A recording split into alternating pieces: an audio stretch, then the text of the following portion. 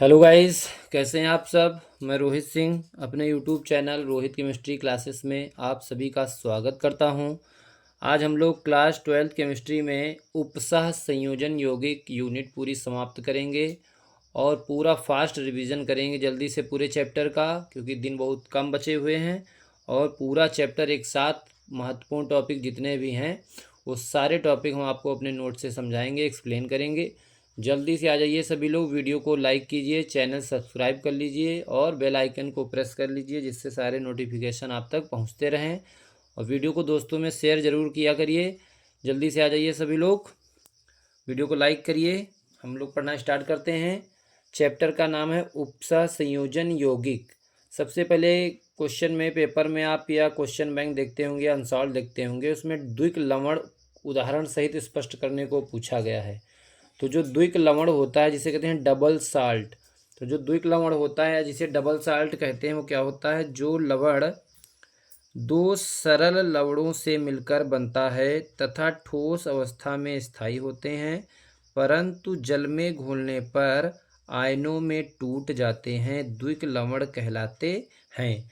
Bracket में लिखा है ये अपना अस्तित्व खो देते हैं, यानी कि जो द्विक लवण या डबल साल्ट होते हैं ये ठोस अवस्था में स्थायी होते हैं। दो सरल लवण आपस में मिलकर द्विक लवण बनाते हैं और जब इनको जल में घोला जाता है तो ये क्या हो जाते हैं, अपने आयनों में टूट जाते हैं, द्विक लवण कहलाते हैं। ये अपना अस्तित्व खो देते हैं। मेन महत्वपूर्ण बात यह है कि जो द्विक लवण या डबल साल्ट होते हैं ये अपना अस्तित्व खो देते हैं। जैसे ये जल में घोले जाते हैं अपने आयनों में टूट जाते हैं और अपना अस्तित्व खो देते हैं।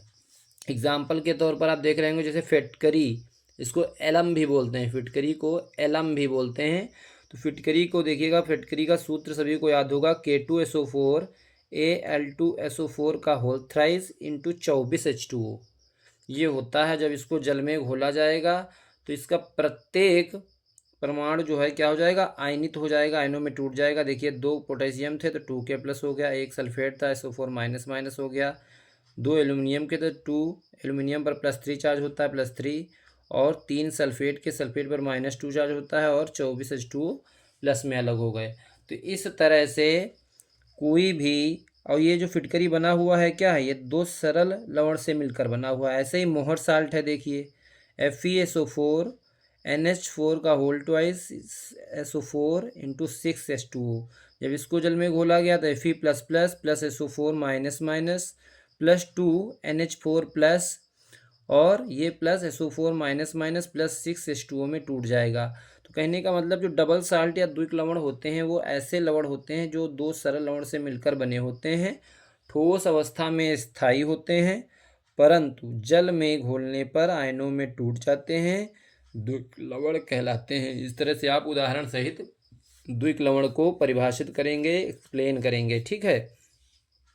फिर अगली हेडिंग देखिएगा, उपसह संयोजक यौगिक। जैसा कि आपका चैप्टर ही है उपसह संयोजन यौगिक, तो उपसह संयोजन यौगिक क्या होते हैं, वे यौगिक जो जल में घुलकर सरल आयनों के साथ साथ जटिल आयन भी देते हैं, अर्थात अपनी पहचान को बनाए रखते हैं।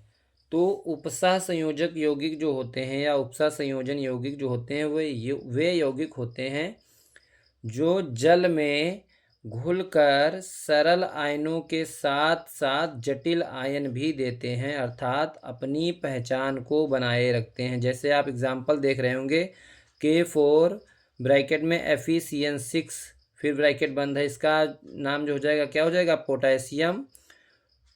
Potassium hexacyanoferrate. इसका अगर IUPAC नाम देखें तो क्या हो जाएगा, पोटेशियम हेक्सासाइनोफेरेट।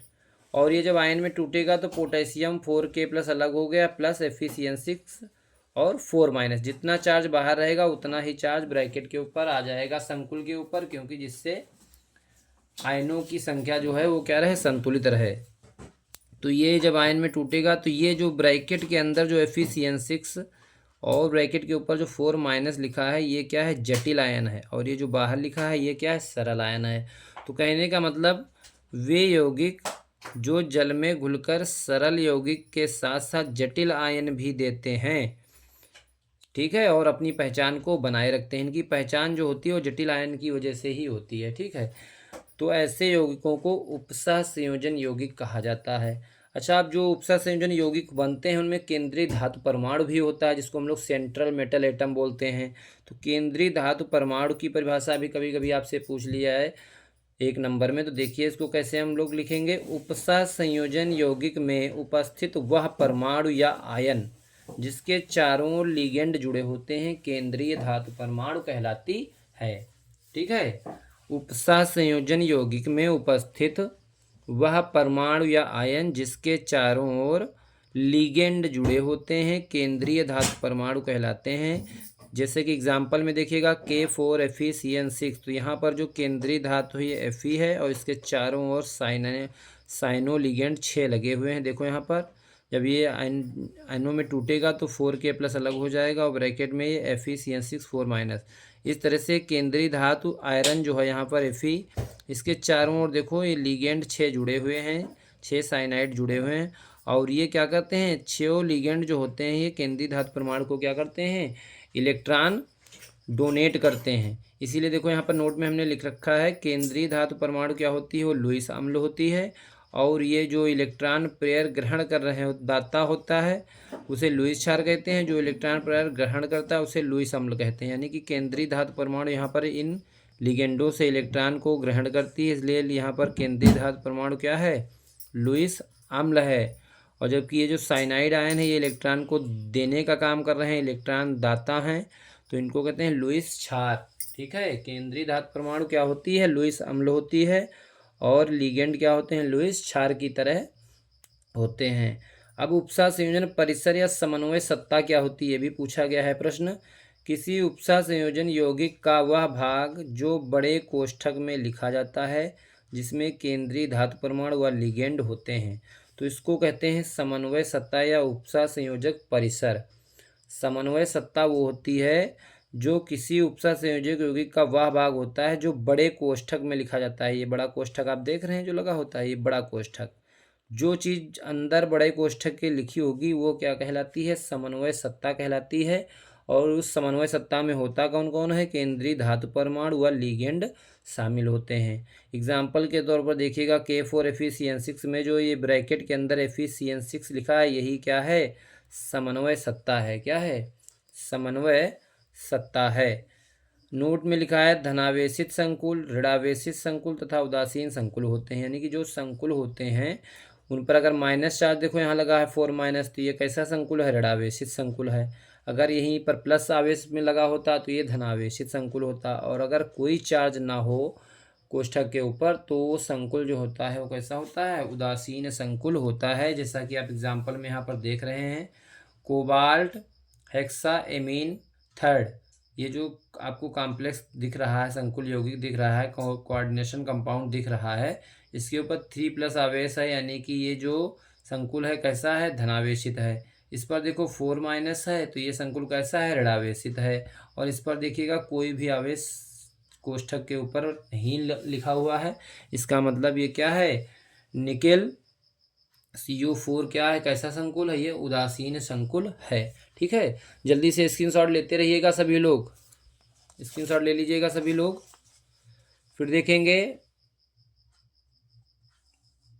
देखेंगे सभी लोग आयनिक मंडल या आयनिक परिसर क्या होता है। उपसह संयोजक यौगिक का वह भाग जो जल में घुलकर आयनित हो जाता है तथा कोष्ठक से बाहर लिखा जाता है या कोष्ठक से बाहर लिखते हैं, तो ऐसे भाग को हम लोग कहते हैं आयनिक परिसर।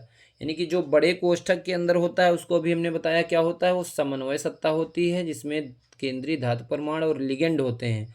लेकिन समन्वय सत्ता के बाहर जो भी भाग होता है वो क्या होता है, आयनिक मंडल या आयनिक परिसर होता है जो जल में घुलकर क्या हो जाता है, आयनित हो जाता है। जैसे यहाँ पर देखिएगा K4Fe(CN6) में आयनिक मंडल या आयनिक परिसर कौन है, ये 4K+, क्योंकि यही पोटेशियम क्या है 4K+ में टूट जाता है और ये तो जटिल आयन रहेगा तो ये तो अपनी पहचान खोता नहीं है। तो जो ब्रैकेट के समन्वय सत्ता के बाहर होता है उसी को कहते हैं आयनिक मंडल या आयनिक परिसर। ठीक है, आप देखते हैं लिगेंड क्या है। लिगेंड से भी क्वेश्चन आपके अनसॉल्व में पूछे गए हैं, एक दंतुक लिगेंड या द्विदंतुक लिगेंड। तो इस तरह से लिगेंड क्या है और लिगेंड का वर्गीकरण हम लोग देखेंगे।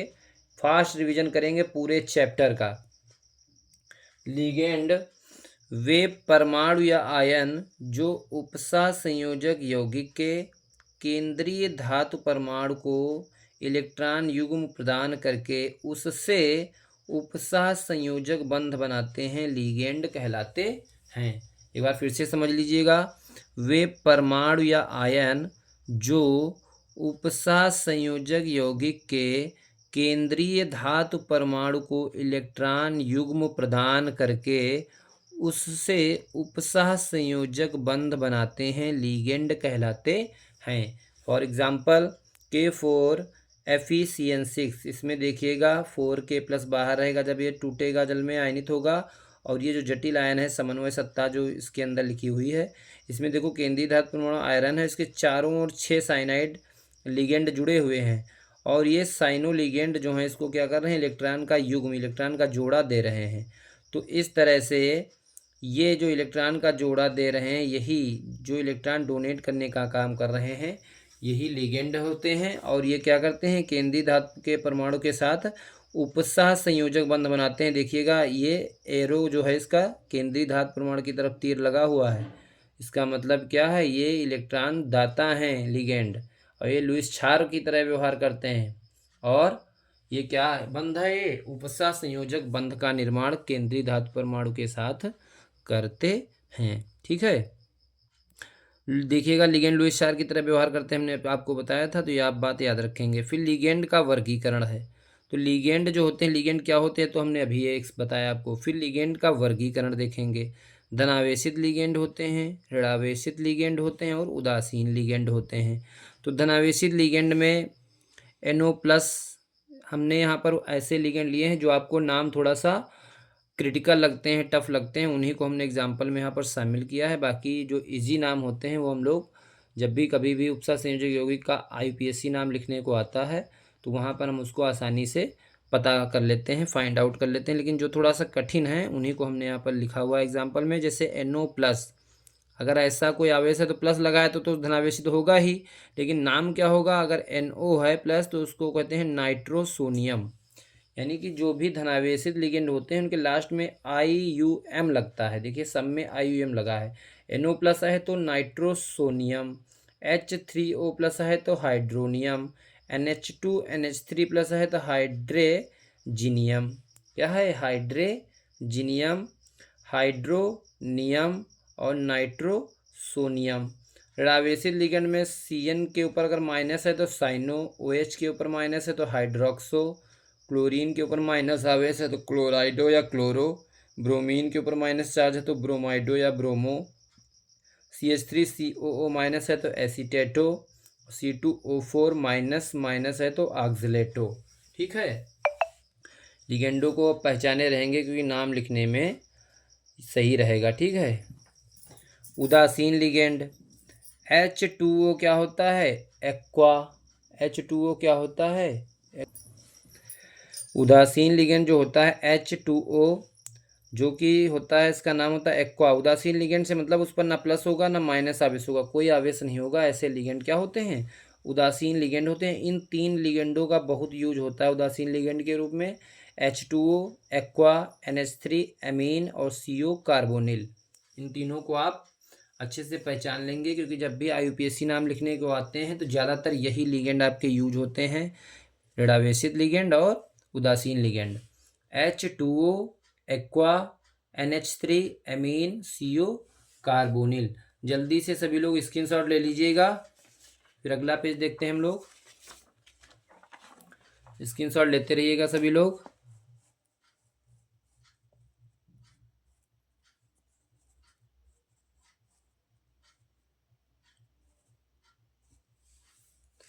देखेंगे दाता परमाणुओं की संख्या के आधार पर लिगेंड कैसे होते हैं। वो तो आवेश के आधार पर थे, धनावेशित, ऋणावेशित और उदासीन लिगेंड। लेकिन दाता परमाणुओं की संख्या के आधार पर लिगेंड देखिए कितने प्रकार के होते हैं। तो पहला है एक दंतुक लिगेंड। ठीक है, एक दंतुक लिगेंड जिसको कहते हैं मोनोडेंटेट लिगेंड। एक दंतुक लिगेंड वे लिगेंड होते हैं जिनमें केवल एक दाता परमाणु पाया जाता है।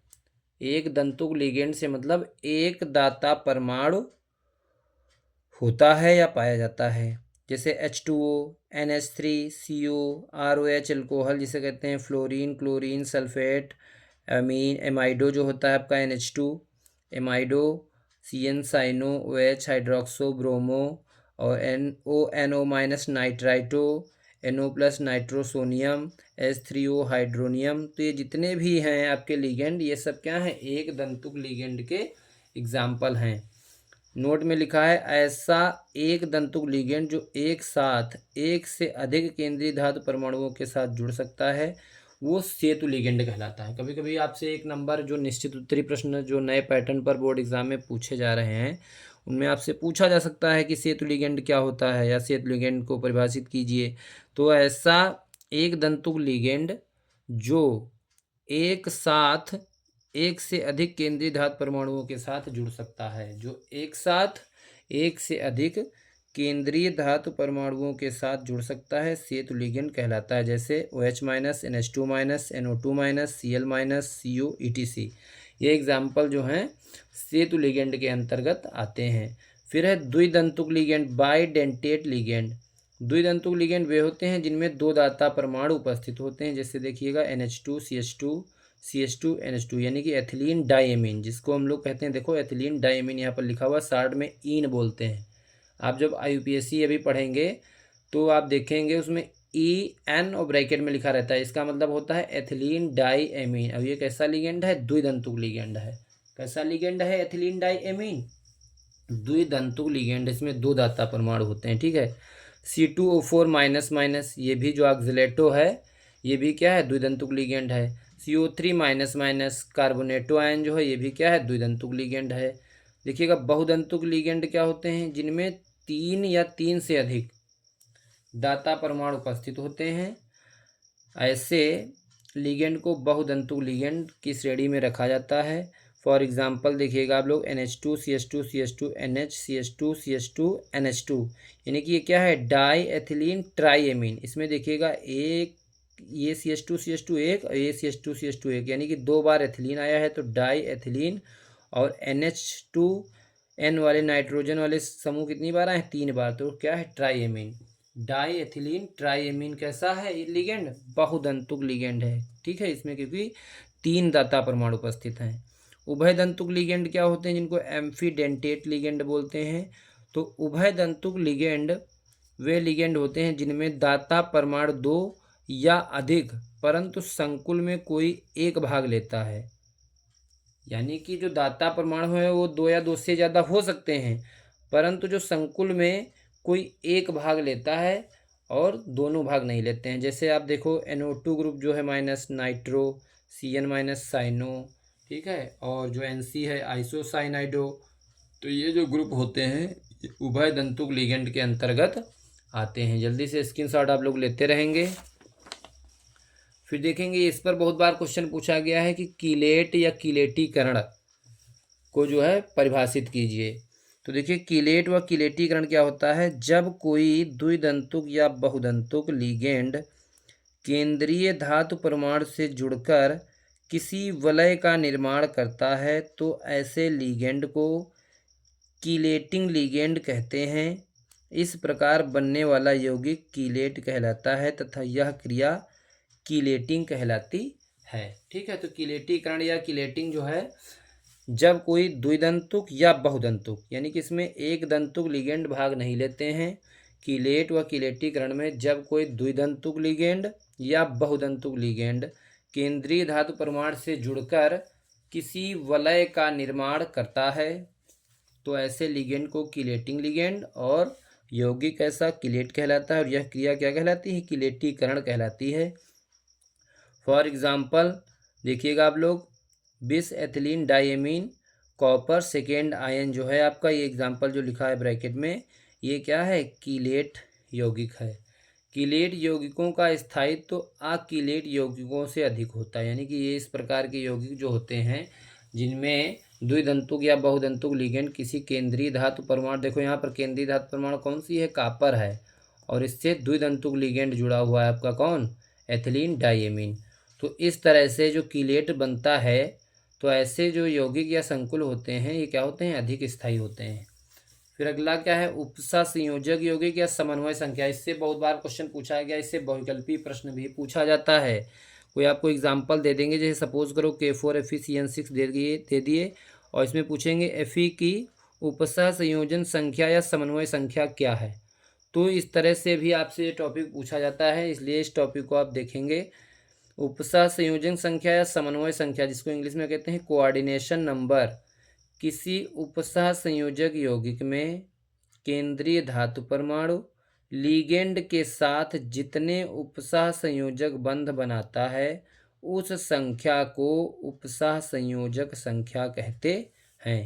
यानी कि किसी भी उपसह संयोजक यौगिक में केंद्रीय धातु परमाणु लिगेंड के साथ जितने उपसह संयोजक बंध बनाता है उस संख्या को उपसह संयोजक संख्या कहते हैं। जैसे फॉर एग्जांपल K4FeCN6 में आप देख रहे होंगे कि इसमें केंद्रीय धातु परमाणु जो आयरन है ये 6 लिगेंड साइनाइड 6 साइनो लिगेंड के साथ उपसह संयोजक बंध बनाता है। यानी कि इसमें Fe की जो कोऑर्डिनेशन नंबर उपसह संयोजन संख्या या समन्वय संख्या होगी वो कितनी होगी, 6 होगी। कितनी होगी, 6 होगी। ठीक है। और इसमें नोट में लिखा हुआ है कि जो उपसह संयोजन संख्या होती है कोऑर्डिनेशन नंबर, वो लिगेंड्स की संख्या इंटू दंतुकता होती है। अगर लिगेंड एक दंतुक है तो उसकी संख्या अगुणे में एक दंतुक लिगेंड। तो इस तरह से भी फाइंड आउट कर सकते हैं। फिर धातु की ऑक्सीकरण संख्या निकालने को भी आता है। तो धातु की ऑक्सीकरण संख्या निकालना तो आप सभी लोगों ने सीखा ही होगा, लेकिन एक बार देख लेते हैं। जिससे फॉर एग्जांपल ये लिखा है K4FeCN6 और हमेशा जो धातु की ऑक्सीकरण अवस्था है किसी भी संकुल में केंद्रीय धातु परमाणु की ही ऑक्सीकरण अवस्था पूछी जाती है। तो जो भी बाहर हो ब्रैकेट के उसको देख लेंगे कि वो क्या है, उस पर कैसा आवेश होता है। अगर पोटेशियम है तो प्लस आवेश उस पर होता है। साइनाइड अगर लिगेंड है तो इस पर -1 चार्ज होता है। 6 है तो -6 हो जाएगा। जिसकी निकालना है केंद्रीय धातु परमाणु की उसको x मान लेंगे। और पोटेशियम पर +1 होता है, 4 है तो 4 हो जाएगा। तो 4 + 1 से मल्टीप्लाई होगा तो 4 ही तो रहेगा। ये x मान लिया आयरन को और ये 6 आ गया और -1 ब्रैकेट में। बराबर में अगर कोई आवेश लगा है ब्रैकेट पर तो उसको बराबर में लिखेंगे, अदरवाइज कोई आवेश नहीं है तो बराबर में हम लोग ले लेंगे 0। अब ये 4 एकन 4 हो गया x और ये प्लस का 6 -1 से जब मल्टीप्लाई होगा तो -6। और यहाँ पर प्लस का 4 -6 से आ जाएगा यहाँ पर -2 और -2 जब उधर जाएगा तो हो जाएगा +2। इसलिए यहाँ पर जो आयरन है इसकी जो ऑक्सीकरण अवस्था होगी वो कितनी होगी, +2। कितनी होगी, +2 होगी। ठीक है। तो इस तरह से हम किसी भी धातु की ऑक्सीकरण अवस्था आपसे पूछी जाए तो हम उसको निकाल लेंगे। ठीक है। जल्दी से सभी लोग स्क्रीनशॉट लेते रहिएगा। फिर हम लोग अगले पेज पर आते हैं।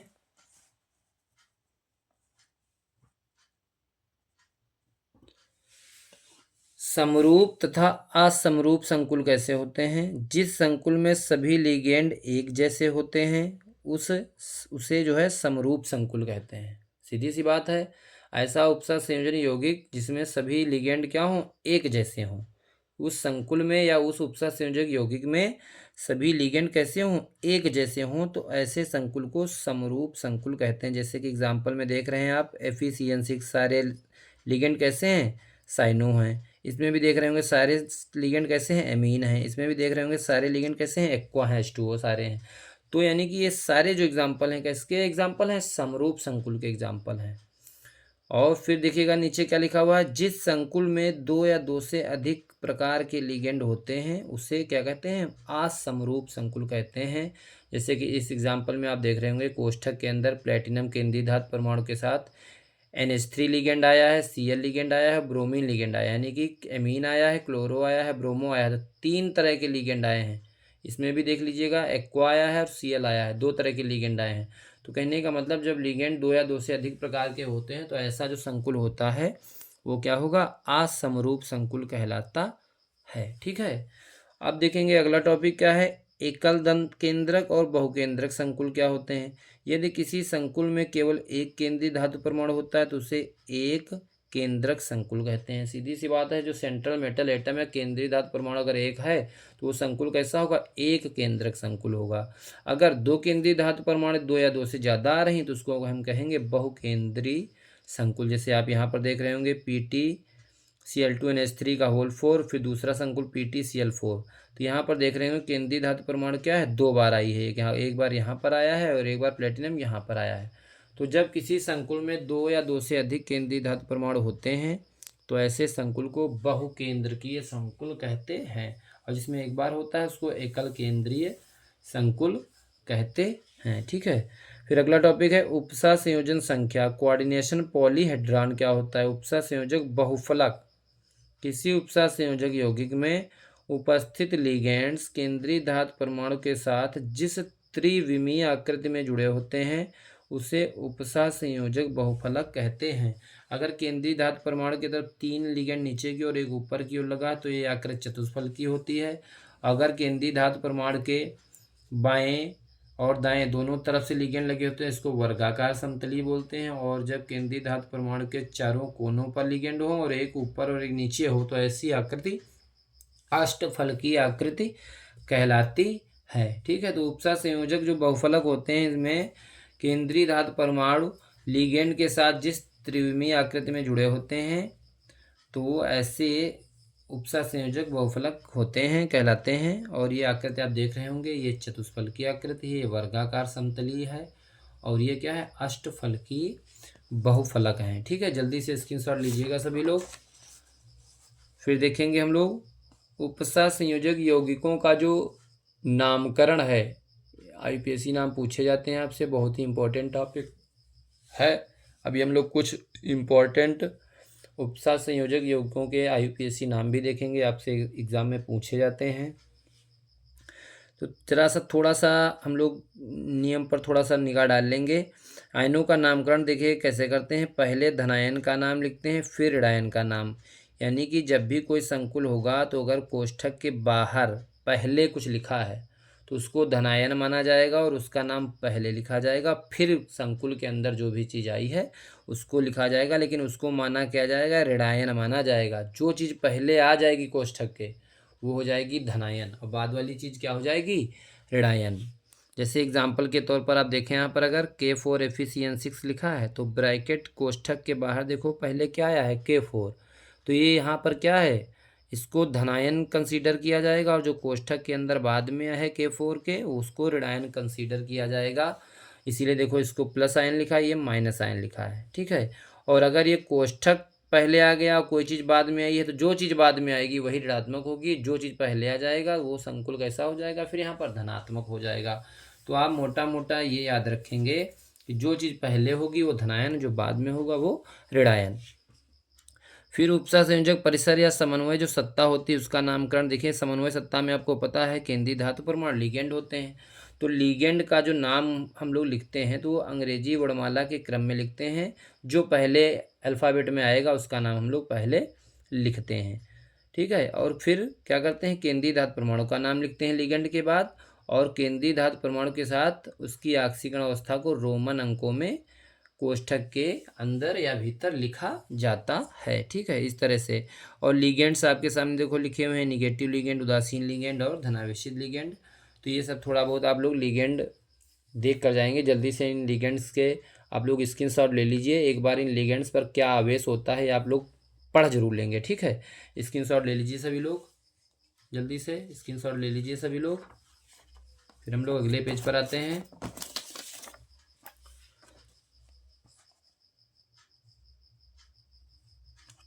ठीक है, अगला पेज हम लोग देखेंगे।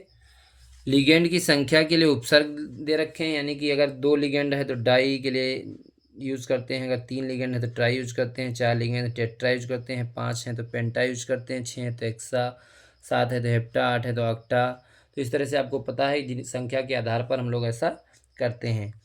और इसमें लिखा हुआ जिन लिगेंड से पहले ही डाई, ट्राई या टेट्रा शब्द उपस्थित हों तो 2 के लिए 20।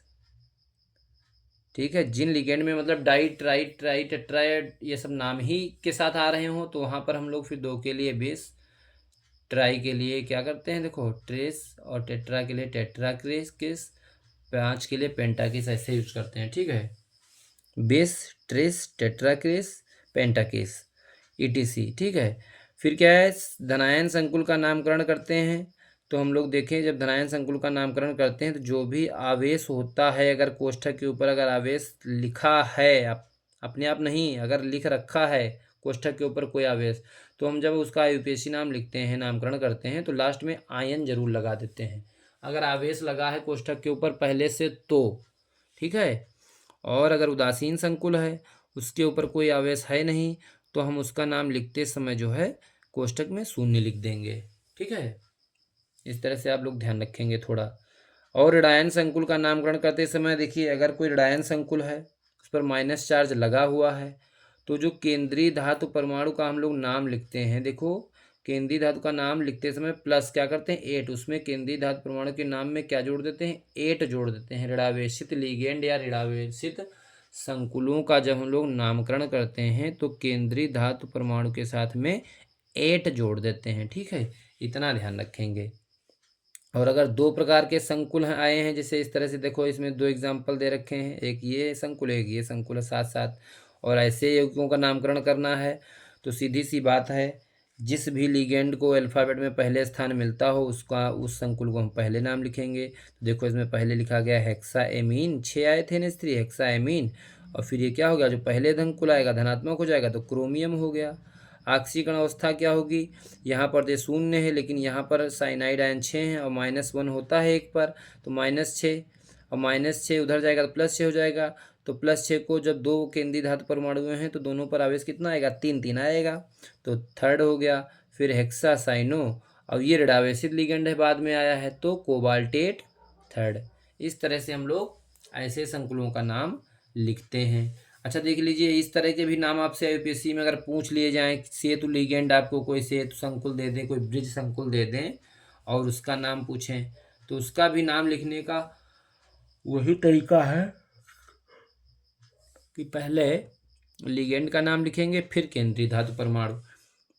तो इसमें देखिएगा, ये एमीन पहले आएगा, ये इधर एमीन या ये एमीन, तो दोनों एमीन ही हैं, तो इधर देखिएगा tetra amine cobalt, tetra amine cobalt, और कोबाल्ट के साथ में केंद्रीय धातु परमाणु के साथ ऑक्सीकरण अवस्था लिख देंगे +3, यानी कि थर्ड बनाएंगे। रोमन अंक में लिखा जाता है +3 नहीं लिखेंगे, थर्ड। ठीक है।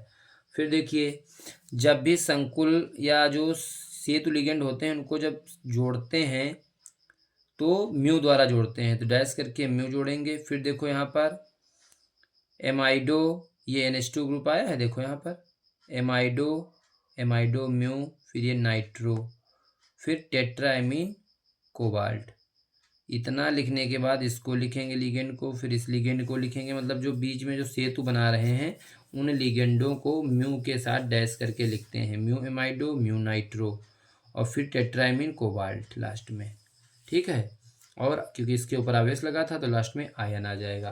तो इस तरह से हम लोग IUPAC के नाम का अभ्यास करेंगे और बहुत ही सावधानी पूर्वक उपसह संयोजक यौगिकों के IUPAC नाम हम लोग प्रैक्टिस कर कर पेपर में जाएंगे। ठीक है, जल्दी से स्क्रीनशॉट ले लिए सभी लोग। ठीक है, तो इस तरह से देख लेंगे, और ये भी आपको वही है, संकुल के नाम ही हैं, तो जल्दी से इस पेज का भी आप लोग स्क्रीनशॉट ले लें रिवीजन करने के लिए, वही चीज़ है।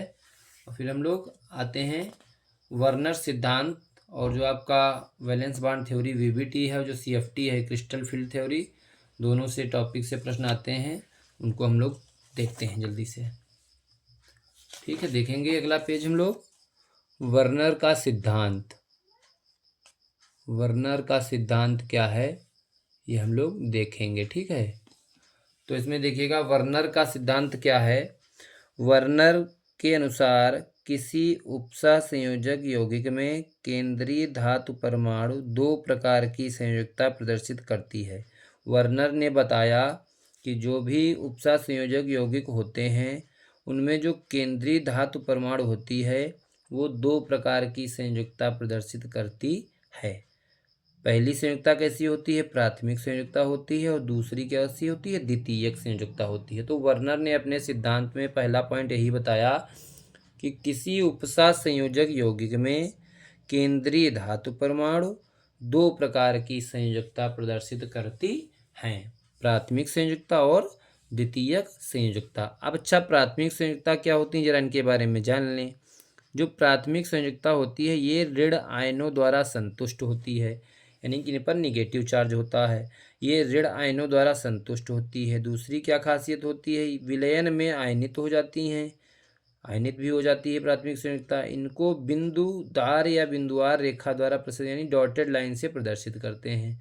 प्राथमिक संयुक्ता द्वारा जुड़े आयनों को बड़े कोष्ठक से बाहर लिखते हैं। ये भी खासियत होती है, जो भी चीज़ बड़े कोष्ठक से बाहर लिखी जाएगी वो सब प्राथमिक संयुक्ता के अंतर्गत आते हैं। और फिर लिखा है प्राथमिक संयुक्ता की प्रकृति आदिशात्मक होती है, अर्थात इनके द्वारा उपसह संयोजक यौगिक की ज्यामिति या संरचना का निर्धारण नहीं होता है। यानी कि जो प्राथमिक संयुक्ता होती है वो किसी भी उपसह संयोजक यौगिक की ज्यामिति और उसकी संरचना का निर्धारण नहीं करती है, यानी कि आदिशात्मक होती है। ठीक है।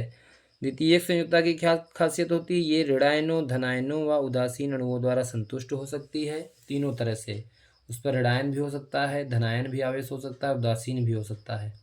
ठीक है। दूसरा पॉइंट क्या है, द्वितीय संयुक्ता की संख्या निश्चित होती है, जिसे उपसह संयोजक संख्या कहते हैं। ठीक है। फिर अगला पॉइंट क्या है, इसकी संतुष्टि से यौगिक के उपसह संयोजक मंडल का निर्माण होता है। ये भी आपको हम बता चुके हैं। द्वितीय संयुक्ता विलयन में आयनित नहीं होती हैं, ये आपको पता होना चाहिए। ठीक है, कि द्वितीय संयुक्ता नहीं आयनित होती है, प्राथमिक संयुक्ता आयनित होती है केवल। और द्वितीय संयुक्ता को क्या करते हैं, एक सीधी रेखा द्वारा, सतत रेखा द्वारा प्रदर्शित करते हैं। और द्वितीय संयुक्ता द्वारा जुड़े लिगेंड व केंद्रीय धातु परमाणु को बड़े कोष्ठक के अंदर लिखा जाता है। द्वितीय संयुक्ता प्राथमिक संयुक्ता की अपेक्षा प्रबल बंध बनाती है। क्यों? क्योंकि ये आयन क्या होते हैं, आयनों में टूटते नहीं हैं, ये जटिल आयन होते हैं और ये आयनों में नहीं टूटते हैं। ठीक है, अपनी पहचान बनाए रखते हैं, इसलिए प्रबल बंध बनाते हैं। द्वितीय संयुक्ता की प्रकृति कैसी होती है, दिशात्मक होती है, अर्थात इनके द्वारा संकुलों की या उपसह संयोजक यौगिकों की ज्यामिति और संरचना बताई जा सकती है। ठीक है, दिशात्मक होती हैं। जैसे एग्जाम्पल के तौर पर आप देख रहे होंगे यहाँ पर कोबाल्ट Cl3 6NH3, तो इसमें देखिएगा 6 लिगेंड है NH3, तो यहाँ पर देखिएगा 2 और 2 4 और 2 6 लिगेंड और 3 Cl3 लिगेंड है, तो 1 2 3। लेकिन ये Cl3 लिगेंड कैसे हैं, देखो ब्रैकेट के यहाँ पर कोष्ठक के बाहर लिखा हुए हैं Cl3, यानी कि कैसे हैं, प्राथमिक संयुक्ता प्रदर्शित करेंगे।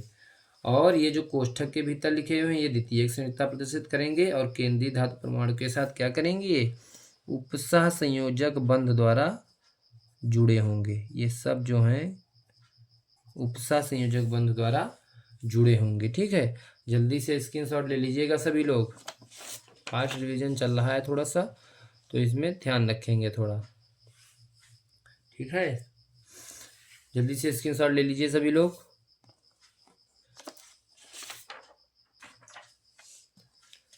अब देखेंगे हम लोग समावयवता क्या होती है, ये भी बहुत इंपॉर्टेंट टॉपिक है। उपसह संयोजन यौगिक में समावयवता से क्वेश्चन आपके पूछे जाते हैं, इसलिए समावयवता टॉपिक को आपको पढ़ के जाना है हर हाल में। ठीक है, देखेंगे इसमें समावयवता आइसोमेरिज्म, जब दो या दो से अधिक यौगिक के अणुसूत्र समान होते हैं परंतु उनके भौतिक तथा रासायनिक गुण अलग अलग होते हैं, तो ऐसे यौगिक एक दूसरे के समावयवी कहलाते हैं तथा यह घटना समावयवता कहलाती है। बात समझ रहे हैं, समावयवता क्या है, जब दो या दो से अधिक यौगिक जिनके अणुसूत्र समान हों परंतु उनके भौतिक तथा रासायनिक गुण क्या हों, अलग अलग हों, भिन्न भिन्न हों, तो ऐसे यौगिक एक दूसरे के समावयवी यौगिक कहलाते हैं तथा यह घटना क्या कहलाती है, समावयवता कहलाती है। और ये देखिए मुख्यतः उपसह संयोजक यौगिकों में दो प्रकार की समावयवता प्रदर्शित होती है, पाई जाती है। एक तो होती है संरचनात्मक समावयवता और दूसरी होती है त्रिविम समावयवता। त्रिविम समावयवता को स्टीरियो आइसोमेरिज्म भी बोलते हैं और ये संरचनात्मक समावयवता होती है, स्ट्रक्चरल आइसोमेरिज्म बोलते हैं। ठीक है, तो देखिएगा संरचनात्मक समावयवता और त्रिविम समावयवता दो प्रकार की समावयवता उपसह संयोजक यौगिकों में पाई जाती है, जिसमें जो संरचनात्मक समावयवता होती है वो क्या होती है, देखेंगे जब दो या दो से अधिक यौगिकों के अणुसूत्र समान होते हैं परंतु संरचनात्मक सूत्र अलग अलग होते हैं, तो ऐसे यौगिक एक दूसरे के संरचनात्मक समावयवी कहलाते हैं तथा यह घटना क्या कहलाती है? संरचनात्मक समवायवता कहलाती है। और ये निम्न प्रकार के होते हैं। संरचनात्मक समवायवता के कुछ प्रकार होते हैं, जैसे आयनन समवायवता होती है, जलयोजन समवायवता होती है, बहुलकीकरण समवायवता होती है, उपसह संयोजक समवायवता होती है, उपसह संयोजक स्थिति समवायवता, बंधन समवायवता और लिगेंड समवायवता। इतने सारे प्रकार होते हैं संरचनात्मक समवायवता के। फिर जो दूसरी प्रकार की जो समवायवता होती है, त्रिविम समवायवता, ये क्या होती है? जब दो या दो से अधिक यौगिकों के अणुसूत्र व संरचना सूत्र समान होते हैं, जबकि उनका त्रिविम में विन्यास अलग अलग होता है। अणुसूत्र और संरचना सूत्र समान होते हैं, जबकि क्या होता है उनका त्रिविम, त्रिविम का मतलब स्पेस में, त्रिविम में विन्यास अलग अलग होता है। तो ऐसे यौगिक एक दूसरे के त्रिविम समावयवी कहलाते हैं तथा यह घटना त्रिविम समवायवता कहलाती है। और त्रिविम समवायवता भी दो प्रकार की होती है, एक होती है ज्यामितीय समवायवता, एक होती है प्रकाशिक समवायवता, या जिसे ध्रुवण प्रकाशिक समवायवता भी बोलते हैं। तो ज्यामितीय समवायवता और प्रकाशिक समवायवता दो प्रकार की समवायवता त्रिविम में होती है। और इसमें आप देख रहे होंगे संरचनात्मक समवायवता में आपकी जो समवायवता होती है वो कितनी होती है? देखिए 8 प्रकार की समवायवता आपकी होती है। तो इस तरह से जल्दी से स्क्रीनशॉट लीजिएगा सभी लोग। फिर इसमें देखिएगा पहली जो समवायवता है आपको, जो प्राथमिक जो संरचनात्मक समवायवता की आयनन समवायवता है, जरा इसको देख लेंगे। जब दो या दो से अधिक उपसह संयोजक यौगिक के अणुसूत्र समान होते हैं, परंतु वे जल में घुलकर क्या करते हैं? भिन्न भिन्न आयनों में टूट जाते हैं। आयनन समवायवता से ही समझ में आ रहा है, नाम से आयनन लगा है, यानी कि ऐसे उपसह संयोजक यौगिक जो क्या होंगे? अणुसूत्र तो समान होंगे, परंतु जल में घुलकर आयनों में टूट जाएंगे। तो ऐसे यौगिक आयनन समवायवी कहलाते हैं। और यह घटना क्या कहलाएगी? आयनन समवायवता कहलाएगी। जैसे आप देख रहे होंगे यहाँ एग्जाम्पल में कोबाल्ट NH3O5SO4। तो इसमें जब इसको हम जल में घोलेंगे तो जितना कोष्ठक के अंदर लिखा है, जो समन्वय सत्ता या जो जटिल आयन होते हैं, ये तो जल में घोलने पर अपने आयन में टूटते नहीं हैं, तो ये तो ऐसा ही रहेगा। लेकिन ये Br ये जो है टूट जाएगा, Br माइनस, और जितना चार्ज बाहर होगा उतना ही कोष्ठक पर आ जाएगा प्लस। ठीक है, तो इस तरह से ये भी आयन में अपने टूट जाएगा। तो जो भी उपसह संयोजक यौगिक जिनके अणुसूत्र तो समान होते हैं, यहाँ पर अगर देखेंगे इसमें और इसमें तो अणुसूत्र समान है, लेकिन क्या है? बस उनके जल में टूटने पर जो भिन्न भिन्न प्रकार के आयन प्राप्त होते हैं, बस।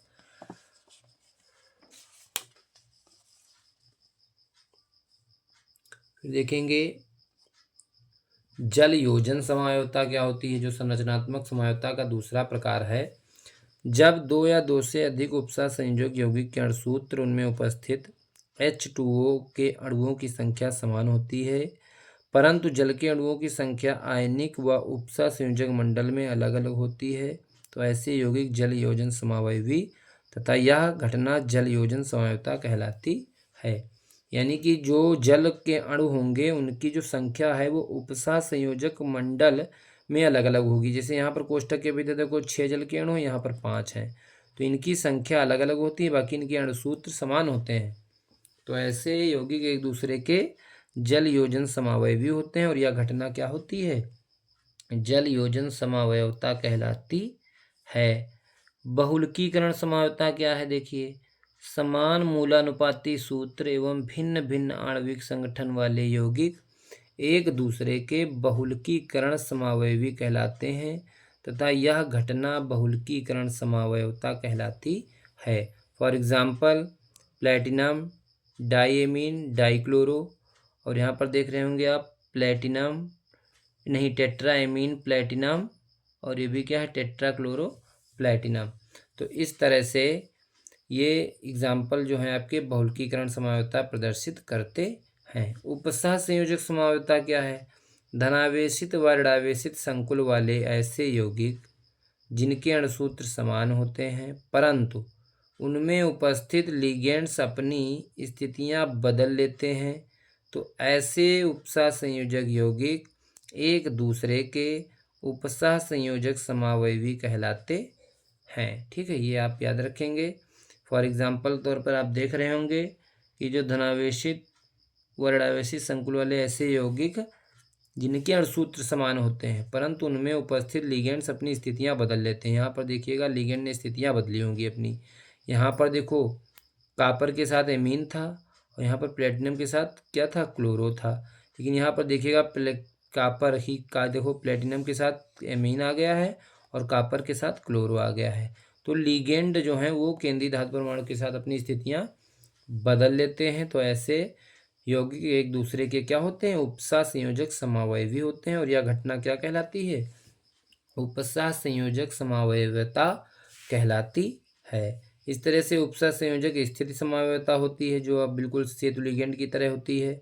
फिर बंधन समावयवता होती है, जब दो उपसह संयोजक यौगिकों के अणुसूत्र समान होते हैं परंतु उनमें उपस्थित उभय दंतुक लिगेंड अलग अलग दाता परमाणु द्वारा केंद्रीय धातु परमाणु से जुड़ा होता है। तो ऐसे यौगिक बंधन समावयवी कहलाते हैं तथा यह घटना बंधन समावयवता कहलाती है। आप देख रहे होंगे यहाँ पर जो क्या कहते हैं उभय दंतुक लिगेंड है, जो ये आया है नाइट्राइटो ONO, और यहाँ पर देखो नाइट्रो आया है NO2। तो यह है NO2 ही, लेकिन ये अलग अलग केंद्रीय धातु परमाणु से जुड़े होते हैं। और ऐसे यौगिक एक दूसरे के बंधन समावयवी कहलाते हैं तथा यह घटना क्या कहलाती है, बंधन समावयवता कहलाती है। ठीक है। लास्ट संरचनात्मक समावयवता का जो प्रकार हम लोग देखेंगे वो है क्या, लिगेंड समावयवता। क्या है, लिगेंड समावयवता। इसमें क्या होता है देखेंगे, कुछ लिगेंड स्वतः ही समावयवी रूपों में पाए जाते हैं। ऐसे लिगेंड से बनने वाले उपसह संयोजक यौगिक लिगेंड समावयवी कहलाते हैं तथा यह घटना लिगेंड समावयवता कहलाती है। फॉर एग्जाम्पल 1,2-डाई-एमीन और 1,2-3 कार्बन वाला तो प्रोपेन हो गया। ये क्या हो गया, 1,3-डाई-एमीन प्रोपेन हो गया। तो इस तरह से ऐसे जो उदाहरण हैं ये लिगेंड समावयवता प्रदर्शित करते हैं। अब हम लोग आ जाएंगे त्रिविम समावयवता, जो दो प्रकार की होती थी। एक होती थी ज्यामितीय समावयवता और एक होती थी प्रकाशिक। तो हम लोग त्रिविम समावयवता के अंतर्गत पहला जो समावयवता पढ़ेंगे वो पढ़ेंगे ज्यामितीय समावयवता। इम्पोर्टेंट है आपके एग्जाम में। ज्यामितीय समावयवता और त्रिविम समावयवता से, ज्यामितीय समावयवता और प्रकाशिक समावयवता को उदाहरण सहित कई बार पूछा गया है, तो इसको जरा ध्यान से पढ़ेंगे। ज्यामितीय समावयवता, जब दो या दो से अधिक उपसह संयोजक यौगिकों के अणुसूत्र समान व संरचना सूत्र समान होते हैं। कहने का मतलब दो या दो से अधिक जो भी उपसह संयोजक यौगिक होंगे उनके अणुसूत्र भी समान होंगे, संरचना सूत्र भी समान होते हैं, परंतु केंद्रीय धातु परमाणु के चारों ओर उपस्थित लिगेंड की स्थिति त्रिविम में अलग अलग होती है। तो ऐसे यौगिक ज्यामितीय समावयवी कहलाते हैं तथा यह घटना ज्यामितीय समावयवता कहलाती है। इतना याद रखेंगे। जब दो या दो से अधिक उपसह संयोजक यौगिक जिनके अणुसूत्र संरचना सूत्र समान हो परंतु केंद्रीय धातु परमाणु के चारों ओर उपस्थित लिगेंड की त्रिविम में जो व्यवस्था या जो स्थिति हो वो क्या हो, भिन्न भिन्न हो, अलग अलग हो। ठीक है। अगर लिगेंड केंद्रीय धातु परमाणु के सेम साइड में है तो ऐसे रूप को हम लोग सिस फॉर्म कहते हैं, और अगर अपोजिट साइड में है तो ऐसे फॉर्म को हम लोग अपोजिट साइड में होने पर ट्रांसफॉर्म या विपक्ष रूप कहते हैं, और इसको समपक्ष रूप कहते हैं। सिस फॉर्म को समपक्ष रूप कहते हैं और ट्रांसफॉर्म को कहते हैं विपक्ष रूप, जब लिगेंड क्या हो, अपोजिट साइड में लगे हों केंद्रीय धातु परमाणु से। जैसे आप यहाँ पर देख रहे होंगे एग्जाम्पल के तौर पर प्लेटिनम Cl2NH3 का होल ट्वाइस। तो यहाँ पर देखिएगा प्लेटिनम केंद्रीय धातु परमाणु जो कि बीच में रहेगी, मध्य में, और इससे देखो दो एमीन जुड़े हैं, दो Cl जुड़े हैं। तो अगर एक साइड में Cl है एक साइड में एमीन है तो ऐसे रूप को हम कहते हैं क्या, सिस फॉर्म या समपक्ष रूप। लेकिन यही Cl क्या हो, अपोजिट हो जाए एक दूसरे के, और NH3 एक दूसरे के आमने सामने हो जाए, जैसे इसमें हो गया देखो, तो ये फॉर्म क्या कहलाता है, विपक्ष रूप, या जिसे कहते हैं ट्रांसफॉर्म। तो आपसे किसी भी यौगिक को दे देते हैं, कहते हैं इसका जो है ज्यामितीय रूप बताइए या ज्यामितीय समावयवी बनाइए, तो सिस ट्रांस आपको बनाना समझना आना चाहिए। ठीक है। किसी भी संकुल का आप सिस और ट्रांस बना लें। जैसे ये संकुल आपको दे रखा है देखो, PT BrCl NH3 का ट्वाइस, तो अब इसमें देखो केंद्रीय धातु परमाणु को हम बीच में लिख लेंगे, एक बार सिस रूप बना देंगे, एक बार ट्रांस रूप बना देंगे। तो सिस में आपको बस ये रखना है कि सेम साइड में सेम ग्रुप रखने हैं, NH3 दोनों एक साइड में कर देने हैं और जो हाइड्रोजन आए इनको एक साइड में कर देना है। और फिर क्या कर देना है, इनको उठा के अपोजिट कर देना है, NH3 को NH3 के सामने, हाइड्रोजन को हाइड्रोजन के सामने, ट्रांसफॉर्म बन गया। बहुत ईजी, बहुत आसान तरीका। तो इसलिए ज्यामिति समयोता आपसे बहुत बार पूछी जाती है। हम एक बार फिर से आपको बता दे रहे हैं कायदे से थ्योरीज की, और इसके एग्जाम्पल सिस ट्रांस समपक्ष रूप और विपक्ष रूप बनाने आपको आने चाहिए। ठीक है, स्क्रीनशॉट ले लीजिएगा सभी लोग। फिर देखिएगा यहाँ पर इस प्रकार से जो अगली समावयवता है आपकी प्रकाशिक या ध्रुवण समावयवता। इसमें क्या होता है, जब दो या दो से अधिक उपसर्ग संयोजक यौगिकों के अणुसूत्र व संरचना सूत्र समान होते हैं परंतु समतल ध्रुवित प्रकाश के प्रति उनका अलग अलग व्यवहार होता है, तो ऐसे यौगिक एक दूसरे के प्रकाशिक समावयवी तथा यह घटना प्रकाशिक समावयवता कहलाती है। सीधी सी बात है कि जब भी दो या दो से अधिक उपसर्ग संयोजक यौगिक होंगे जिनके अणुसूत्र संरचना सूत्र तो समान होंगे, परंतु जब उन पर समतल ध्रुवित प्रकाश पड़ेगा तो उसके प्रति उनका व्यवहार जो होगा क्या होगा, अलग अलग होगा। तो ऐसे यौगिक एक दूसरे के क्या होते हैं, प्रकाशिक समावयवी तथा यह घटना क्या कहलाती है, प्रकाशिक समावयवता कहलाती है। और प्रकाशिक समावयवी जो होते हैं वो एक दूसरे के प्रतिबिंब रूप होते हैं, यानी कि इनैंचियोमर्स होते हैं, प्रतिबिंब रूप होते हैं, यानी इसको कहते हैं इनैंचियोमर्स, जो एक दूसरे के क्या होते हैं, प्रतिबिंब रूप होते हैं। जो समावयवी कंपनों को दक्षिणावर्त दिशा में घुमा देते हैं उन्हें डेक्स्ट्रो या D+ फॉर्म, तथा जो कंपनों को वामावर्त घुमाता है उसे लीवो या L- फॉर्म समावयवी कहते हैं। For example cobalt try ethylene diamine, bracket के ऊपर आवेश लगा है 3+, तो इसको एक बार आपको D फॉर्म प्लस बनाना है यानी कि डेक्स्ट्रो फॉर्म बनाना है, एक बार L- फॉर्म यानी लीवो फॉर्म बनाना है। तो D+ फॉर्म कौन होती है, जो दक्षिणावर्त घुमा देती है, तो ये आपका क्या है, D फॉर्म। और जब इसको ऐसे राइट से लेफ्ट की तरफ घुमा देंगे वामावर्त तो ये क्या हो जाएगा, ये पलट जाएगा ऐसे, और ये दोनों इधर आ जाएंगे, ये इधर आ जाएगा, तो ये L फॉर्म बन जाएगा, यानी कि एक दूसरे के अपोजिट फॉर्म बन जाएंगी। ठीक है, जो प्रकाश को या कंपनों को क्या कर देंगे, वामावर्त रोटेट कर देंगे, घुमा देंगे। तो ऐसे फॉर्म रूप को हम L- रूप कहते हैं और इसको D+ रूप या D+ फॉर्म कहते हैं। जल्दी से स्क्रीनशॉट लीजिएगा सभी लोग।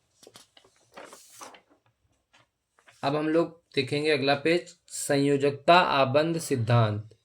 ये भी आपके एग्जाम में बहुत बार पूछा गया है, संयोजकता आबंध सिद्धांत। ठीक है, संयोजकता आबंध सिद्धांत देखेंगे हम लोग। संयोजकता आबंध सिद्धांत, वैलेंस बॉन्ड थ्योरी, शॉर्ट में इसको कहते हैं VBT, valence bond theory VBT, संयोजकता आबंध सिद्धांत VBT। यह सिद्धांत पॉलिंग व स्लेटर ने दिया था। वैकल्पिक प्रश्न में भी आपसे पूछा जा सकता है संयोजकता आबंध सिद्धांत किसने दिया, तो पॉलिंग व स्लेटर ने दिया था। इस सिद्धांत के अनुसार यानी संयोजकता आबंध सिद्धांत या VBT के अनुसार किसी उपसह संयोजक यौगिक के त्रिविम रसायन व चुंबकीय गुण का स्पष्ट रूप से पता लगाया जा सकता है। और इस सिद्धांत के जो अनुसार खास बात क्या थी, पहला पॉइंट, केंद्रीय धातु परमाणु के पास अपनी समन्वय संख्या के बराबर रिक्त कक्षक होते हैं जिनके संकरण से वह आबंधित कक्षकों का निर्माण करता है। समन्वय संख्या जैसे 2 है, 4 है, 4 है, 6, तो देखेंगे अगर 2 समन्वय संख्या है तो संकरण कैसा होगा, sp, आकृति या ज्यामिति कैसी होगी, रेखीय। अगर समन्वय संख्या 4 है तो 2 कंडीशन हो सकती हैं, एक तो संकरण sp3 बन सकता है जिसकी आकृति चतुष्फल की होगी, और एक की कंडीशन क्या बनेगी, जब 4 समन्वय संख्या हो DsP2 भी बन सकती है जिसकी ज्यामिति वर्गाकार समतलीय होगी। और अगर समन्वय संख्या 6 है तो 2 संकरण हो सकते हैं, या तो D2sp3 हो सकता है या sp3 D2 हो सकता है। आकृति ज्यामिति कैसी होगी, अष्टफलकीय। दूसरा पॉइंट क्या है, केंद्रीय धातु परमाणु के रिक्त संकरित कक्षक लिगेंड्स के भरे हुए कक्षकों के साथ अतिव्यापन करते हैं, जिससे सिग्मा बॉन्ड बनता है, जिसे उपसह संयोजक बंध कहते हैं। अगला पॉइंट है, यदि केंद्रीय धातु परमाणु के भरे हुए कक्षक लिगैंड के रिक्त कक्षकों के साथ अतिव्यापन करते हैं तो पाई बंध बनता है, परंतु इसकी संभावना बहुत कम होती है। ठीक है, इस तरह से ध्यान रखेंगे। और उपसह संयोजक यौगिकों की ज्यामितीय जो चुंबकीय गुण होता है वो इस बात पर निर्भर करता है कि केंद्रीय धातु परमाणु की ऑक्सीकरण अवस्था कैसे ज्ञात करें, कितनी होती है। लिगेंड्स की पहचान करनी है, कैसे करेंगे, प्रबल लिगेंड है यानी कि प्रबल लिगेंड है या दुर्बल लिगेंड है। कुछ प्रबल लिगेंड के एग्जाम्पल आपको दिए हुए हैं, लिखा हुआ है ये केंद्रीय धातु परमाणु के इलेक्ट्रॉन का युग्मन कर देते हैं, यानी कि जब भी किसी उपसह संयोजक यौगिक में प्रबल लिगेंड आए होंगे, जैसे कि एग्जाम्पल में आपके देखो प्रबल लिगेंड यहाँ पर लिखे हुए हैं, CO है carbonyl, cyano, nitro, ethylene diamine, amine, pyridine, bipyridine और थायोसाइनेटो या थायोसाइनेट NCS। तो इस तरह के जो भी आपको लिगेंड मिले, ज़्यादातर लिगेंड आपको CO, CN और इन NH3 इतने तरह के आपको लिगेंड मिलेंगे, तो इनको हम पहचान लेंगे ये कैसे होते हैं, प्रबल लिगेंड होते हैं। इन भी, CN भी, CO भी और NH3 भी। दुर्बल लिगेंड में आपके जल आता है H2O, C2O4 माइनस माइनस ऑक्सीलेटो आता है, OH माइनस हाइड्रोक्सो आता है, फ्लोरो आता है, क्लोरो, ब्रोमो, आइडो और नाइट्रेट NO3 माइनस। लिगेंड के इलेक्ट्रॉन युग्म को केंद्रीय धातु परमाणु के रिक्त कक्षकों में भरते हैं। भरे हुए कक्षकों के आधार पर संकर्ण व ज्यामिति का पता लगाते हैं। यदि यौगिक के निर्माण में N-1D कक्षक भाग लेते हैं तो ऐसा यौगिक अंतः कक्षक संकुल या निम्न चक्रण संकुल कहलाता है। अंतः कक्षक संकुल जिसमें निर्माण में N-1D कक्षक भाग लेते हैं तो ऐसा संकुल या ऐसा यौगिक अंतः संकुल यौगिक कहलाता है। जल्दी से स्क्रीनशॉट लीजिएगा सभी लोग। बहुत ही ज़बरदस्त तरीके से आपको पूरा चैप्टर रिवाइज हो जाएगा अगर ये आप हमारे नोट्स पढ़ते हैं। ठीक है, एक एक क्वेश्चन आपको इसी से मिलेगा, चाहे वो शॉर्ट क्वेश्चन हो, चाहे लॉन्ग हो, चाहे कैसा भी क्वेश्चन हो। अगला पॉइंट है, यदि यौगिक के निर्माण में ND यानी कि बाहरी जो कक्षक होंगे भाग लेते हैं तो ऐसा यौगिक बाह्य कक्षक संकुल कहलाता है। यदि यौगिक में सभी इलेक्ट्रॉन जोड़े में होते हैं तो यौगिक कैसा होगा, प्रतिचुंबकीय। परंतु यदि इलेक्ट्रॉन जोड़े में नहीं है, अगर एक भी इलेक्ट्रॉन जोड़े में नहीं है तो वह अनुचुंबकीय होता है।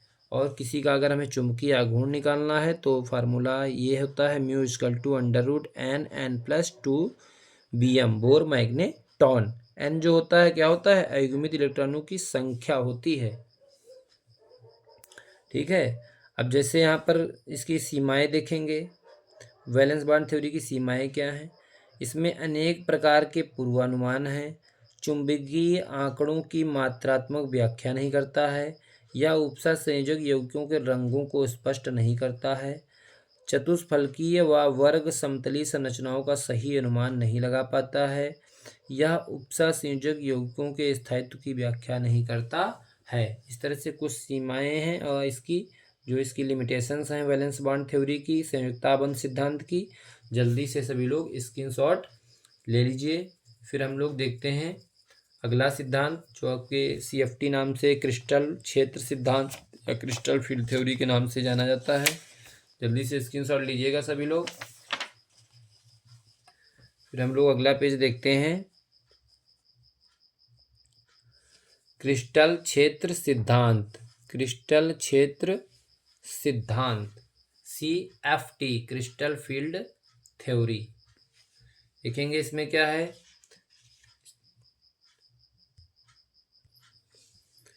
देखेंगे क्रिस्टल क्षेत्र सिद्धांत क्रिस्टल फील्ड थ्योरी। यह सिद्धांत H. वैदे नामक वैज्ञानिक ने प्रस्तुत किया था। इस सिद्धांत के अनुसार, वैज्ञानिक का नाम थोड़ा सा याद रखेंगे, एच बैथे या बैदे या बैथे जो भी पढ़ सकते हैं, BATHE स्पेलिंग है, एच बैथे नामक वैज्ञानिक ने प्रस्तुत किया था। और इस सिद्धांत के अनुसार जब केंद्रीय धातु परमाणु लिगेंड के संपर्क में आती है या आता है तो केंद्रीय धातु परमाणु के समान ऊर्जा वाले डी कक्षक, जिनको हम समभ्रंश कक्षक भी बोलते हैं या डिजेनरेट कक्षक भी बोलते हैं, असमान ऊर्जा वाले दो प्रकार के कक्षकों में टूट जाते हैं। पहला पॉइंट यही है कि जब केंद्रीय धातु परमाणु लिगेंड के संपर्क में आती है तो वो असमान ऊर्जा वाले दो प्रकार के संकुलों में टूट जाती है। ठीक है। दूसरा पॉइंट है डी कक्षकों का यह विपाटन, विपाटन का मतलब टूटना, डी कक्षकों का यह विपाटन संकुलों की ज्यामिति पर निर्भर करती है। डी कक्षकों का अगला पॉइंट है डी कक्षकों का विपाटन जिन दो समूहों में होता है उन्हें T2G व EG कक्षक कहते हैं। जो दो असमान ऊर्जा वाले कक्षकों में टूटता है तो उसमें जो न्यूनतम ऊर्जा वाले कक्षक होते हैं उनको T2G कहते हैं, जो ऊपर उच्चतम ऊर्जा वाले कक्षक होते हैं उनको EG कक्षक कहते हैं। इनके बीच यानी T2G और EG के बीच, इनके बीच ऊर्जा का अंतर 10 DQ या डेल्टा होता है। इस ऊर्जा अंतर को क्रिस्टल क्षेत्र विपाटन ऊर्जा कहते हैं। इस ऊर्जा अंतर को क्रिस्टल क्षेत्र विपाटन ऊर्जा कहते हैं। अब देखिए अगर अष्टफलकी संकुल है तो उसमें कैसे क्रिस्टल फील्ड सिद्धांत काम करेगा, और अगर चतुष्फलकीय संकुल है तो उसमें देखो कैसे काम करेगा। तो देखो जो अष्टफलकीय संकुल होगा उसमें जो डी कक्षक होगा, देखिए 1 2 3 4 5 डी कक्षकों में 5 कक्षक होते हैं डी उपकोष में, और इन पांचों कक्षक जो अभी क्या हैं समान ऊर्जा के हैं। लेकिन जब ये क्या होगा केंद्रीय धातु परमाणु के संपर्क में आएगा तो दो कक्षकों में टूट जाएगा, T2G और EG। T2G में 3 कक्षक होते हैं और EG में 2 कक्षक होते हैं। T2G के जो 3 कक्षक होते हैं इसमें पहला DXY DYZ DZX होता है, और ये EG का पहला कक्षक DX² Y² और ये DZ² होता है।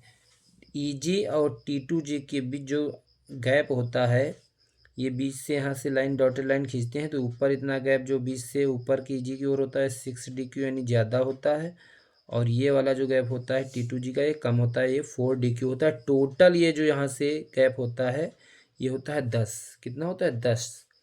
ठीक है। ये जो ऊर्जा होते हैं कक्षक ये असमान ऊर्जा वाले कक्षक होते हैं।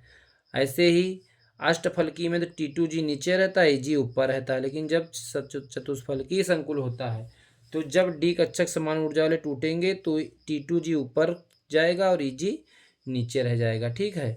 तो इसलिए ये अंतर भी पलट जाएगा, जो EG के साथ 6 DQ गैप था वो नीचे आ जाएगा, अब ऊपर ये गैप कम हो जाएगी, थोड़ा ज़्यादा बन गया है, ये गैप यहाँ पर कम होना चाहिए था, ये ऑर्बिटल थोड़ा नीचे बनना चाहिए था, 6 बड़ा होता है 4 कम होता है। तो इस तरह से बस इतना अंतर आपको याद रखना है कि अष्टफलकीय संकुलों में T2G नीचे रहता है, EG कक्षक ऊपर रहते हैं, और जब चतुष्फलकीय संकुल में क्रिस्टल क्षेत्र विपाटन होता है तो EG नीचे आ जाता है, T2G ऊपर हो जाता है, अपोजिट हो जाता है। बस इतना सा अंतर होता है। जल्दी से स्क्रीनशॉट लीजिएगा सभी लोग। फिर देखेंगे हम लोग इसके क्या अनुप्रयोग हैं। संक्रमण तत्वों से बनने वाले उपसर्ग संयोजक यौगिक रंगीन होते हैं क्योंकि केंद्रीय धातु के पास अयुग्मित डी इलेक्ट्रॉन होते हैं जो आपतित प्रकाश के एक भाग को अवशोषित करके उच्च ऊर्जा स्तर में चले जाते हैं, जिसे DD संक्रमण कहते हैं। जैसे आप देख रहे होंगे ये एग्जाम्पल, तो यहाँ पर ये क्या करता है पीला रंग अवशोषित करेगा, बैंगनी रंग में दिखाई देता है। ठीक है। और ये क्या करेगा यहाँ पर नीला हरा रंग अवशोषित करेगा और लाल रंग उत्सर्जित करेगा जो दिखाई देता है। ठीक है। क्रिस्टल क्षेत्र की सीमाएं क्या होती हैं, लिमिटेशन क्या है। यह सिद्धांत धातु व लिगेंड को केवल आवेशित बिंदु मानकर स्थिर विद्युत बल की बात करता है। दूसरा पॉइंट, यह केवल धातु के डी कक्षकों के विपाटन की बात करता है, एस व पी कक्षकों की नहीं। ठीक है। केवल डी कक्षकों के टूटने की बात करता है, विपाटन की बात करता है, एस व पी कक्षकों की नहीं। तीसरा पॉइंट क्या है लिमिटेशन, संकुलों में पाई बंधों को नहीं समझाता है, और चौथा लिमिटेशन है लिगेंड को महत्व नहीं देता है। इस तरह से ये क्रिस्टल फील्ड थ्योरी या क्या होता है आपका क्रिस्टल क्षेत्र सिद्धांत क्या है और इसकी क्या सीमाएं हैं, ये आपसे पूछा जाता है लॉन्ग क्वेश्चन विस्तृत उत्तरी प्रश्नों में। तो आप वैलेंस बांड थ्योरी यानी संयुक्ता आबंध सिद्धांत और क्रिस्टल क्षेत्र सिद्धांत दोनों थ्योरियां आप तैयार करके एग्जाम में जाएंगे। थ्योरी भी आती है और इनसे संबंधित प्रश्न भी आते हैं। ठीक है, जल्दी से स्क्रीनशॉट लीजिए सभी लोग, फिर हम लोग देखते हैं अगला पेज।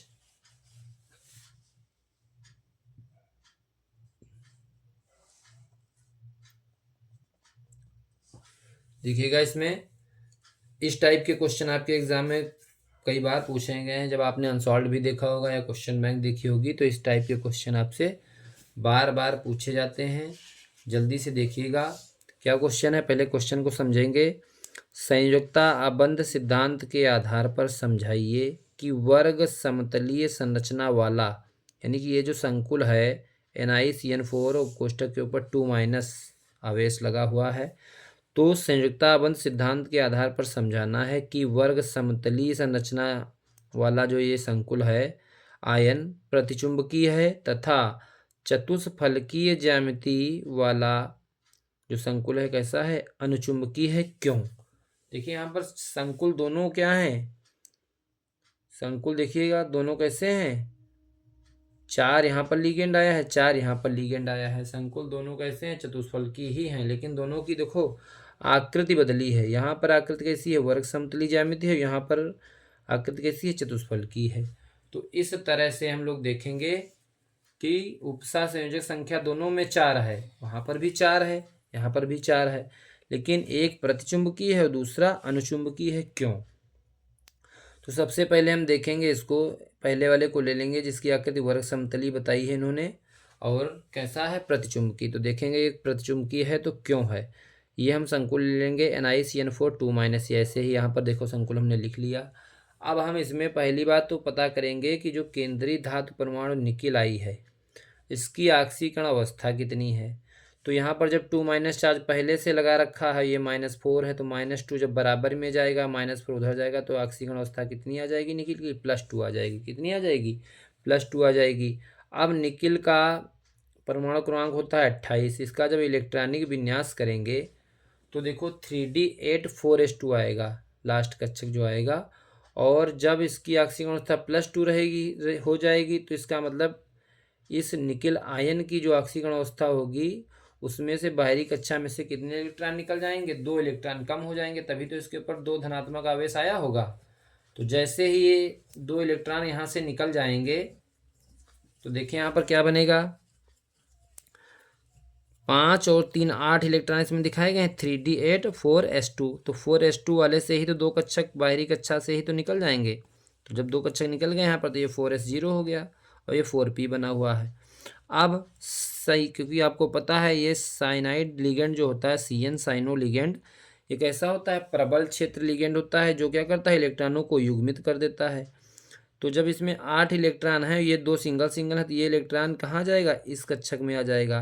तो ये सारे जोड़े में बन जाएंगे और जब सारे जोड़े में बन जाएंगे तो देखो यहाँ पर एक ये वाला कक्षक खाली हो गया इसमें से, और ये तीनों तो खाली ही थे। ठीक है, और लिगेंड कितने हैं, 4, तो एक इसमें आ जाएगा, एक इसमें और एक इसमें, एक इसमें, यानी कि DsP2 संकरण बनेगा। और जब भी DsP2 संकरण बढ़ता है तभी आकृति कैसी ज्यामिति होती है, वर्ग समतली होती है। देखिए यहाँ पर हमने लिख रखा है संकरण कैसा है, DsP2, S का 1, P के 2, D का 1, DsP2 है। आकृति कैसी है, वर्ग समतली। और जब सभी इलेक्ट्रॉन युग्मित हैं तो इसका मतलब क्या हो जाता है, ये तो देखो डी कोष के जो 8 इलेक्ट्रॉन थे ये तो सारे युग्मित हैं ही, और जो बचे हुए 4 साइनाइड लिगेंड हैं ये भी क्या कर देते हैं, युग्मित इलेक्ट्रॉन दे देते हैं रिक्त कक्षकों को, रिक्त ऑर्बिटलों को। तो इस तरह से सभी इलेक्ट्रॉन देखो जोड़े में है, कोई भी सिंगल इलेक्ट्रॉन नहीं है। इसलिए यही कारण है कि ये जो NiCN4 2- है, ये आयन कैसा है, प्रतिचुंबकीय है।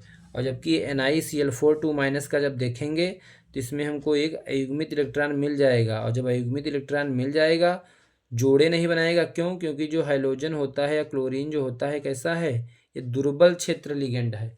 और दुर्बल क्षेत्र लिगेंड जो होते हैं ये इलेक्ट्रॉनों को युग्मित नहीं करते हैं। बाकी पूरा प्रोसेस जैसा ऊपर वाले का वैसा ही नीचे का रहेगा, बस यहाँ संकरण चेंज हो जाएगा। जब ये जोड़े में नहीं होगा, जोड़ा नहीं बनाएगा Cl दुर्बल क्षेत्र लिगेंड होने के कारण, तो ये S और 3p sp3 ऑर्बिटल संकरण बनेगा और आकृति चतुष्फलकीय हो जाएगी। और ये जब जोड़े में इलेक्ट्रॉन देखो यहाँ पर नहीं है तो ये गुण कैसा हो जाएगा, अनुचुंबकीय गुण प्रदर्शित करेगा। इसी तरह से देखो ये भी क्वेश्चन है, ये अपने आप लोग देख लेंगे, जैसे ये हमने आपको बताया सेम उसी तरह से होगा। NiCl4 2- तथा NiCO4 दोनों चतुष्फलकीय हैं, परंतु NiCl4 2- अनुचुंबकीय है और NiCO4 प्रतिचुंबकीय है। क्यों? तो कारण उसका यही है कि ये जो Cl4 है, ये जो Cl लिगेंड है Cl-, ये कैसा है, दुर्बल क्षेत्र लिगेंड है, ये इलेक्ट्रॉनों के जोड़े नहीं बनाएगा, इसीलिए क्या है, ये अनुचुंबकीय है। और जो ये NiCO4 प्रतिचुंबकीय है वो इस कारण से, क्योंकि जो CO लिगेंड कार्बोनिल लिगेंड होता है कैसा है, ये प्रबल क्षेत्र लिगेंड है, ये इलेक्ट्रॉनों के क्या कर देता है, जोड़े बना देगा, युग्मित कर देगा। सेम प्रोसेस जो ऊपर हमने आपको समझाई है वही कॉन्सेप्ट लगेगा इसमें। जल्दी से स्क्रीनशॉट ले लीजिए सभी लोग, स्क्रीनशॉट लीजिएगा सभी लोग। तो देखिएगा इस टाइप के भी सवाल आपसे पूछे जाते हैं।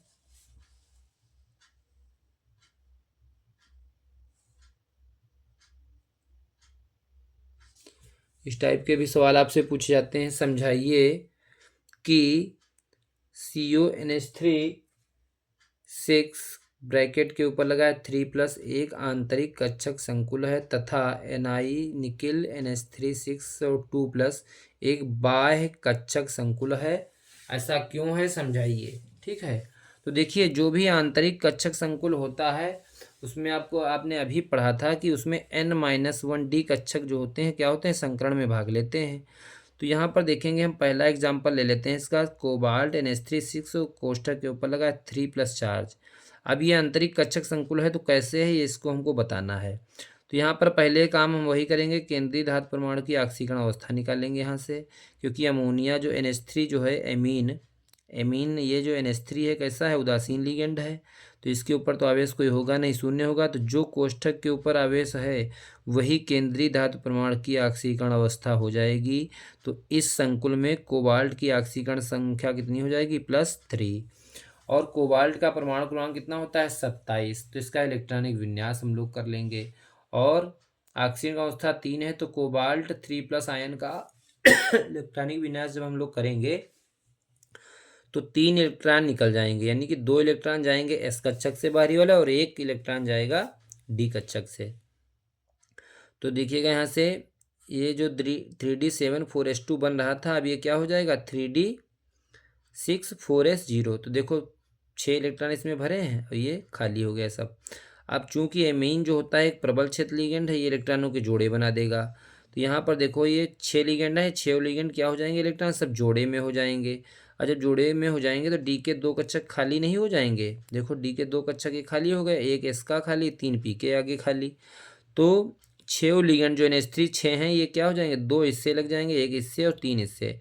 तो D2sp3 बन जाएगा। संकरण कैसा हो गया, देखो D2sp3। और जब D2sp3 संकरण हो गया, जब इनर N-1d कक्षक भाग ले रहे हैं, अंदर वाले कक्षक भाग ले रहे हैं, बाहर कक्षा से जो आंतरिक कक्षा उसके पहले है, उस कक्षक उपकोष के जब कक्षक भाग ले रहे हैं तो ऐसे कक्षक क्या कहलाते हैं, आंतरिक कक्षक संकुल। कैसे होते हैं, आंतरिक कक्षक संकुल। जबकि NiNH3 2+ का जब देखेंगे करेंगे तो यहाँ पर जो होगा क्या हो जाएगा, यहाँ पर इलेक्ट्रॉन जोड़े नहीं बनाएंगे। क्यों, क्योंकि उसका रीजन वही है कि आवेश देखिए यहाँ पर +2 है ना ऑक्सीकरण अवस्था, तो इसीलिए ऐसा नहीं हो पाएगा। यहाँ पर प्रबल क्षेत्र लिगेंड तो है लेकिन ये युग्मित नहीं कर होगा। क्यों, क्योंकि 2D कक्षक उपलब्ध ना होने के कारण। ठीक है, 2D कक्षक उपलब्ध ना होने के कारण ऐसा यहाँ पर नहीं होगा और ये इलेक्ट्रॉन के जोड़े नहीं बनाएगा, इसलिए बाह्य संकुल रहेगा। sp3d2 संकरण रहेगा, आकृति अष्टफल की रहेगी और कक्षक कैसा रहेगा, ये बाह्य संकुल कक्षक रहेगा। इसलिए जल्दी से सभी लोग स्क्रीनशॉट ले लीजिए। इस टाइप के क्वेश्चन बहुत महत्वपूर्ण हैं, आपसे बार बार पूछे जाते हैं। ऐसे क्वेश्चंस को आप सॉल्व करके जाएंगे। ठीक है। फिर देखेंगे अगला पेज हम लोग।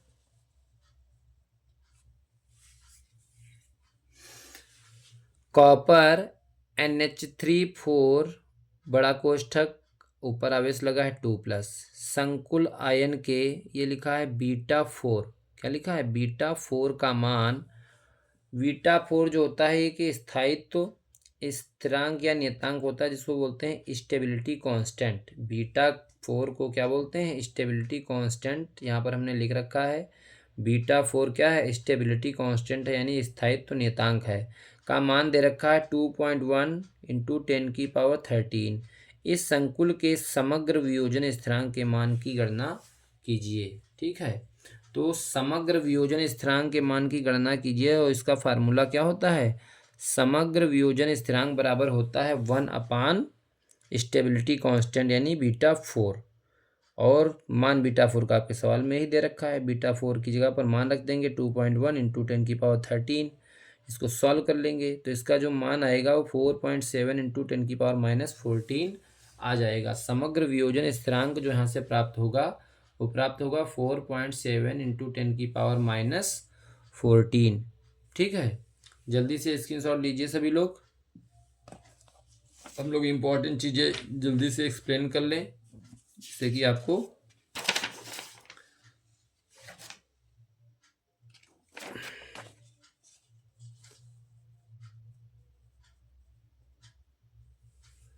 जल्दी से सभी लोग स्क्रीनशॉट ले लेंगे। देखेंगे हम लोग अब सबसे इम्पोर्टेंट टॉपिक जो आपका आ गया है इस चैप्टर का, उपसह संयोजक यौगिकों के IUPAC नाम।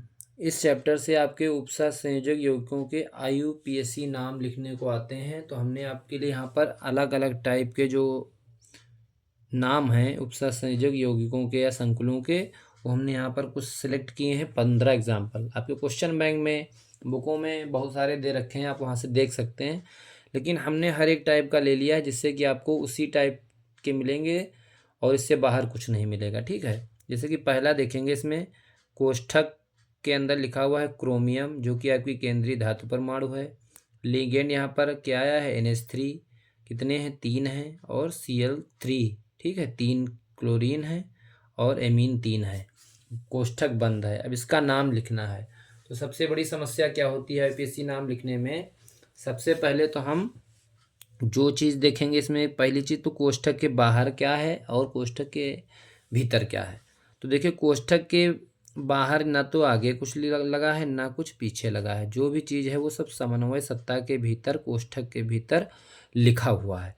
अब इसमें हम पहचान लेंगे कौन हमारी केंद्रीय धातु परमाणु है और कौन हमारे लिगेंड हैं। तो केंद्रीय धातु परमाणु हमारी इसमें ये है क्रोमियम। और एक चीज़ है, इस पर ये देख लेंगे, अगर कोई आवेश है, ना शून्य है ना प्लस है ना माइनस है, यानी कि इस पर जब कोई आवेश नहीं है, इसका मतलब ये लिगेंड कैसा है? यहाँ पर कैसा है? उदासीन है। ना प्लस चार्ज है ना माइनस चार्ज है, तो ये उदासीन लिगेंड संकुल है।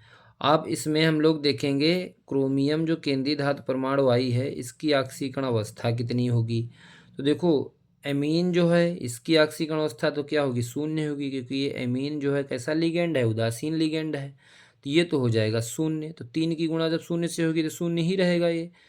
क्लोरीन पर -1 आवेश होता है, और जब 3 की गुणा -1 से होगी तो -3 आ जाएगा। वही -3 जब इक्वल में उधर चला जाएगा तो +3 हो जाएगा, यानी कि क्रोमियम की जो ऑक्सीकरण अवस्था होगी इस संकुल में वो कितनी होगी? +3 होगी। अब हम नाम लिखेंगे इसका। अब जो भी कोष्ठक के अंदर लिगेंड आए होते हैं उनको हम लोग अंग्रेजी वर्णमाला के अनुसार लिखते हैं। जिसका नाम अंग्रेजी वर्णमाला में पहले आएगा, जिस लेटर का नाम, उसको हम पहले लिखेंगे। तो देखो, एमीन में ए आता है पहले आएगा, क्लोरो में सी बाद में आता है। तो यहाँ पर एमीन अब कितने हैं? 3। तो हम लोग लिखेंगे ट्राई एमीन। क्या लिखेंगे? Try amine. देखो यहाँ पर हमने लिखा है ट्राई एमीन। फिर ट्राई क्लोरो, ट्राई क्लोरो। अब क्रोमियम, क्या हो गया? क्रोमियम। और थर्ड, क्योंकि जो केंद्रीय धातु परमाणु के बाद जो हम लोग कोष्ठक में लिखते हैं वो ऑक्सीकरण अवस्था, उसको हम लोग लिखते हैं रोमन अंक में। किस अंक में लिखते हैं? रोमन अंक में। +3 ऐसे ना लिख देना नंबर में, नंबर्स में नहीं लिखते हैं, रोमन अंक में ऑक्सीकरण अवस्था को लिखते हैं और केंद्रीय धातु परमाणु के बाद लिखते हैं। ठीक है, तो इस तरह से पहला हो गया। अब दूसरा देखेंगे, बहुत ध्यान से देखेंगे, ठीक है। अगर आपको ये इतने सारे आपके समझ में आ जाएंगे तो आपसे यूपीएससी नाम गलत नहीं होगा, ये बात पक्की है, वादा है। अब इसमें देखेंगे K3 कोष्ठक लगा है Fe, फिर ब्रैकेट में लिखा है C2O4 का होल थ्राइस, कोष्ठक बंद है। अब इसमें हम देखेंगे कि इसमें कोष्ठक के बाहर कुछ कोई चीज़ दे रखी है। कोष्ठक के बाहर क्या दे रखा है, यहाँ पर K3 दे रखा है, यानी कि पोटेशियम दे रखा है। अच्छा, एक चीज़ और भी याद रखेंगे, कोष्ठक के बाहर अगर पहले कोई चीज़ दे रखी है पहले, तो उसको हम धनात्मक कंसीडर करेंगे, और जो बाद में कोष्ठक के भीतर लिखा है उसको हम लोग ऋणात्मक कंसीडर करेंगे। इतनी बात आप जरूर ध्यान रखेंगे कि अगर कोई चीज़ कोष्ठक के पहले लिखी है बाहर तो उसको हम लोग धनात्मक मानते हैं, और बाद का फिर जो भी समन्वय सत्ता कोष्ठक के भीतर लिखा होगा पूरा, उसको हम माइनस की तरह लेंगे, क्योंकि उसमें फिर हम लोग केंद्रीय धातु परमाणु के लास्ट में ATE लगा देते हैं, ठीक है। तो इसमें देखिएगा और एक चीज़ ध्यान रखेंगे, कोष्ठक के बाहर चाहे पहले और चाहे बाद में अगर कोई नंबर लगा है, K3 है, K4 है, या इधर Cl2 है या Cl3 है, कुछ भी, तो उसका नंबर हम लोग नहीं लिखते हैं, सिर्फ उसका नाम लिखेंगे। जैसे यहाँ पर K3 है तो हम यहाँ पर ट्राई पोटेशियम नहीं लिखेंगे, केवल पोटेशियम लिखेंगे। बाहर आया है देखो पोटेशियम, फिर हम लोग कोष्ठक के अंदर आएंगे। कोष्ठक के अंदर सबसे पहले हम लोग लिगेंड का नाम लिखते हैं, 3 है, और C2O4 लिगेंड को क्या बोलते हैं, ऑक्सीलेटो। क्या बोलते हैं, ऑक्सीलेटो। ट्राई ऑक्सीलेटो, पोटेशियम ट्राई ऑक्सीलेटो, देखो लिखा है पोटेशियम, और ट्राई यहाँ पे लिखना भूल गए हैं, ट्राई आप लोग लगाएंगे यहाँ पर, पोटेशियम ट्राई 3 है ना, ट्राई ऑक्सीलेटो। और फिर जब इसको हम माइनस लेंगे, क्योंकि जो चीज़ पहले आ गई उसको धनात्मक ले लेंगे, तो बाद वाला जो संकुल होगा वो ऋणात्मक हो जाएगा, तो इस पर क्या हो जाएगा, चार्ज। इसके नाम लिखते समय आयरन के हम क्या करेंगे, 8 लगाएंगे, तो फेरेट लिख देंगे। क्या लिख देंगे, फेरेट। फेरेट, और कोष्टक में लिख इसकी ऑक्सीकरण अवस्था लिख देंगे, +3 आएगी, तो यानी कि रोमन अंक में थर्ड लिख देंगे, ठीक है। क्या लिख देंगे, थर्ड लिख देंगे, ठीक है।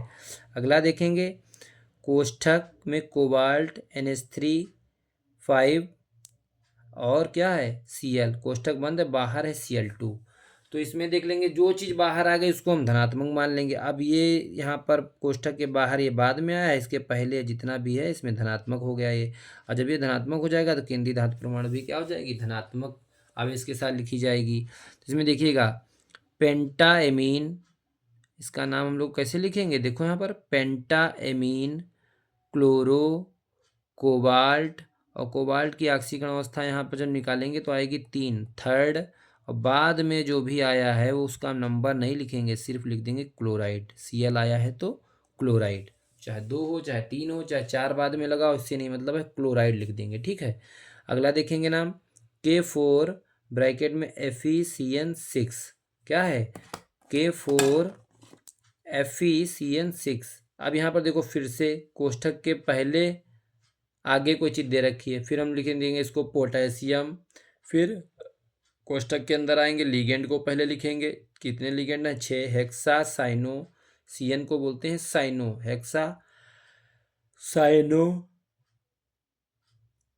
और इसकी ऑक्सीकरण अवस्था जब यहाँ से निकालेंगे तो कितनी हो जाएगी, +3 आएगी। कितनी आएगी, +3 आएगी। तो देखो और बाद में आया है तो ये केंद्रीय धातु परमाणु के लास्ट में 8 लगाएंगे, फेरेट थर्ड। क्या आ जाएगा, ferrate third. Potassium hexacyano ferrate, और यहाँ पर सेकेंड आएगा, क्योंकि यहाँ पर जब ऑक्सीकरण अवस्था निकालेंगे आयरन की तो आएगी सेकेंड, तो रोमन अंक में सेकेंड लिख देंगे ब्रैकेट में, ठीक है, कोष्टक में। फिर देखेंगे अगला नाम, यहाँ पर कोष्टक के भीतर लिखा है क्रोमियम, और 5 NH3 हैं और 1 CO3 लिगेंड के रूप में आया है, और ब्रैकेट बंद है कोष्ठक, और फिर बाहर लिखा है Cl।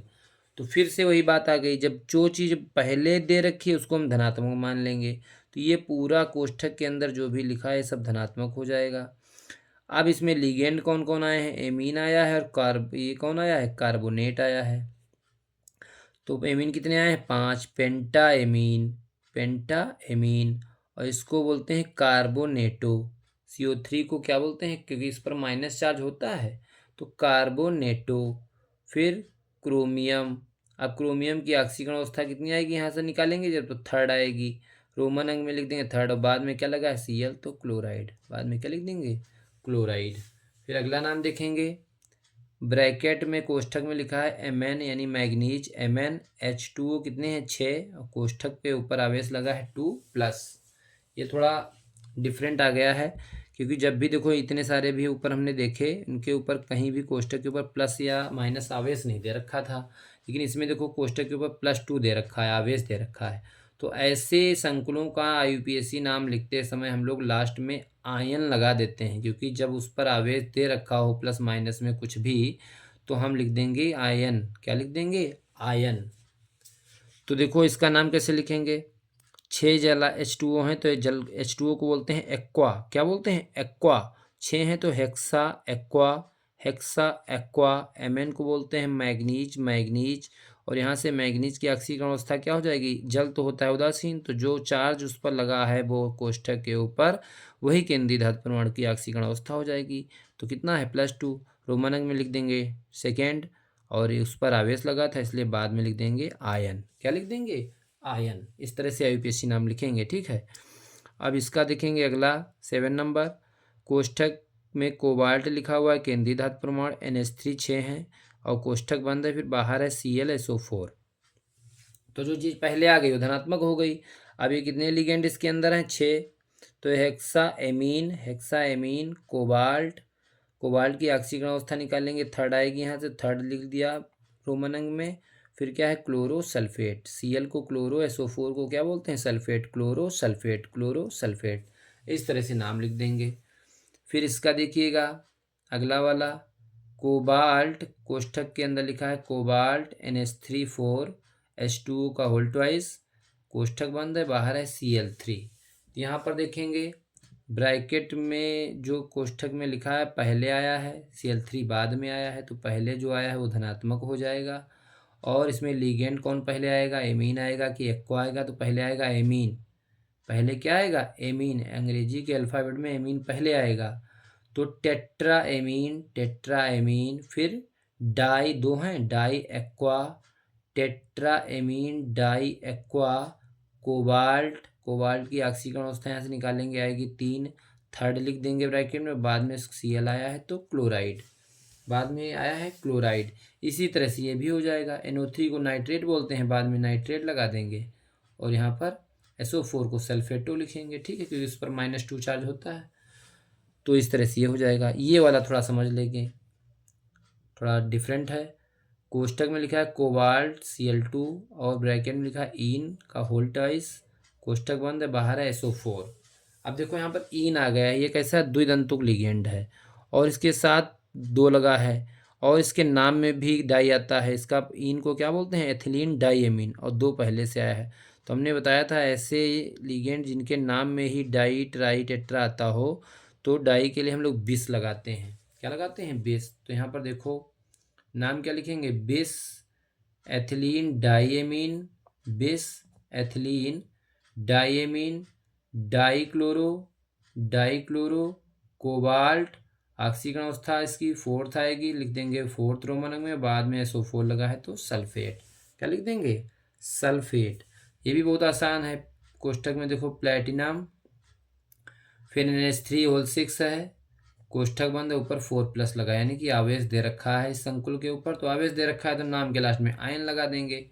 अब ये तो जो शून्य होगा, क्योंकि NH3 कैसा लिगेंड है उन्हें उदासीन, तो जो ऑक्सीकरण अवस्था कोष्ठक के ऊपर लिखी है वही केंद्रीय धातु परमाणु की ऑक्सीकरण अवस्था यहाँ पर हो जाएगी। तो प्लेटिनम की ऑक्सीकरण अवस्था यहाँ पर क्या हो जाएगी +4 हो जाएगी।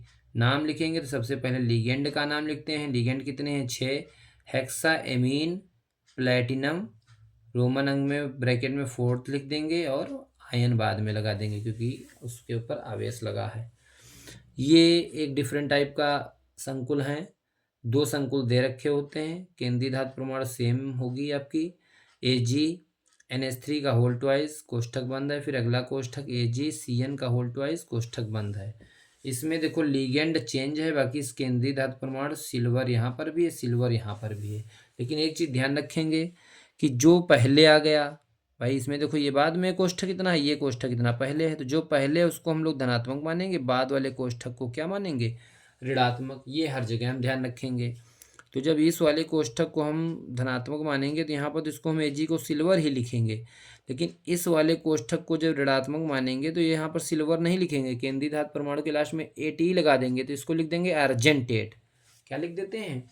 अर्जेंटेट। अब नाम देखिए, डाई एमीन सिल्वर, और इसकी जब ऑक्सीकरण अवस्था निकालेंगे, देखो ये तो शून्य हो जाएगा, न्यूट्रल है NH3, और साइनाइड 2 हैं, और साइनों पर लिगेंड कितना होता है? -1 चार्ज होता है, तो -2 आ जाएगा, और -2 उधर जाएगा तो +2 हो जाएगा।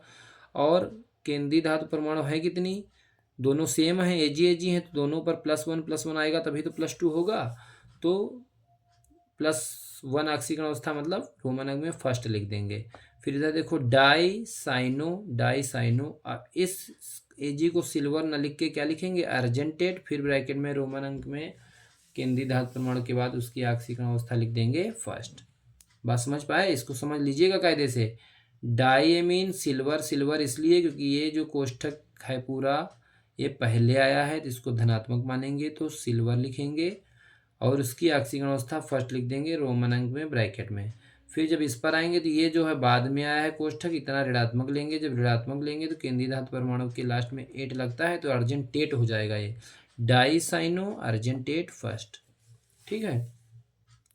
और फिर ये देखिएगा 13 नंबर, K3 बाहर लिखा हुआ है, बाद में लगा है कोष्ठक, FeCN5NO कोष्ठक बंद है, बाहर है 2H2O। ठीक है। तो हमने बताया था जो चीज़ बाहर हो उसको धनात्मक लेते हैं, बाद वाली चीज़ हम ऋणात्मक ले लेते हैं। तो यहाँ पोटेशियम आ गया तो इसको लिख देंगे पोटेशियम। फिर कोष्ठक के अंदर जब जाएंगे तो पहले लिगेंड को हम लोग लिखते हैं। लिगेंड में देखो पहले साइनो आएगा, बाद में नाइट्रोसिल आएगा, NO को बोलते हैं नाइट्रोसिल लिगेंड। तो पेंटासाइनो पोटेशियम, पेंटासाइनो नाइट्रोसिल, और ये क्योंकि बाद में आया तो यहाँ पर केंद्रीय धातु परमाणु क्या हो जाएगी?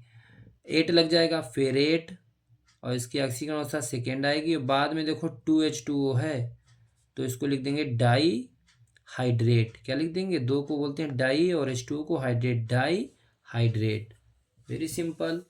फिर अगला देखो K2 कोष्ठक में लिखा है Zn और ब्रैकेट में लिखा है OH का होल 4, कोष्ठक बंद है, बड़ा कोष्ठक। ठीक है। तो इसमें भी वही काम करेंगे, पोटेशियम, फिर टेट्रा हाइड्रोक्सो, OH को बोलते हैं हाइड्रोक्सो, टेट्रा हाइड्रोक्सो। अब ये ऋणात्मक क्योंकि हो गया? क्योंकि पहले इसके जो चीज़ आ गई उसको हम धनात्मक ले लिए, तो ये कोष्ठक हो गया ऋणात्मक, और जब ऋणात्मक हो जाएगा इसके ऊपर आवेश आ जाएगा निगेटिव, तो ये हो जाएगा जिंकेट सेकेंड। जिंक की ऑक्सीकरण अवस्था यहाँ पर सेकेंड आएगी जब निकालेंगे, जिंकेट सेकेंड। इसको जो है जिंकेट लिख देना है, जिंकेट, हाँ जिंकेट ही लिखा है, ठीक है, जिंकेट सेकेंड। अगला देखेंगे K2 बड़े कोष्ठक में HgI4, तो यहाँ पर भी थोड़ा सा ध्यान रखेंगे। वैसे तो इसको मरकरी बोलते हैं, लेकिन जब ये बाद में आ गया है, K2 पहले आ गया है, तो इसको ऋणात्मक हो जाएगा। ऋणात्मक में इसको मरकरी लिख करना हम लोग क्या लिखेंगे? मर्क्यूरेट लिखेंगे। क्या लिखेंगे? मर्क्यूरेट। तो देखो पोटेशियम टेट्रा आयोडो मर्क्यूरेट, और यहाँ पर Hg की ऑक्सीकरण अवस्था आएगी 2, तो रोमन अंक में लिख देंगे सेकेंड।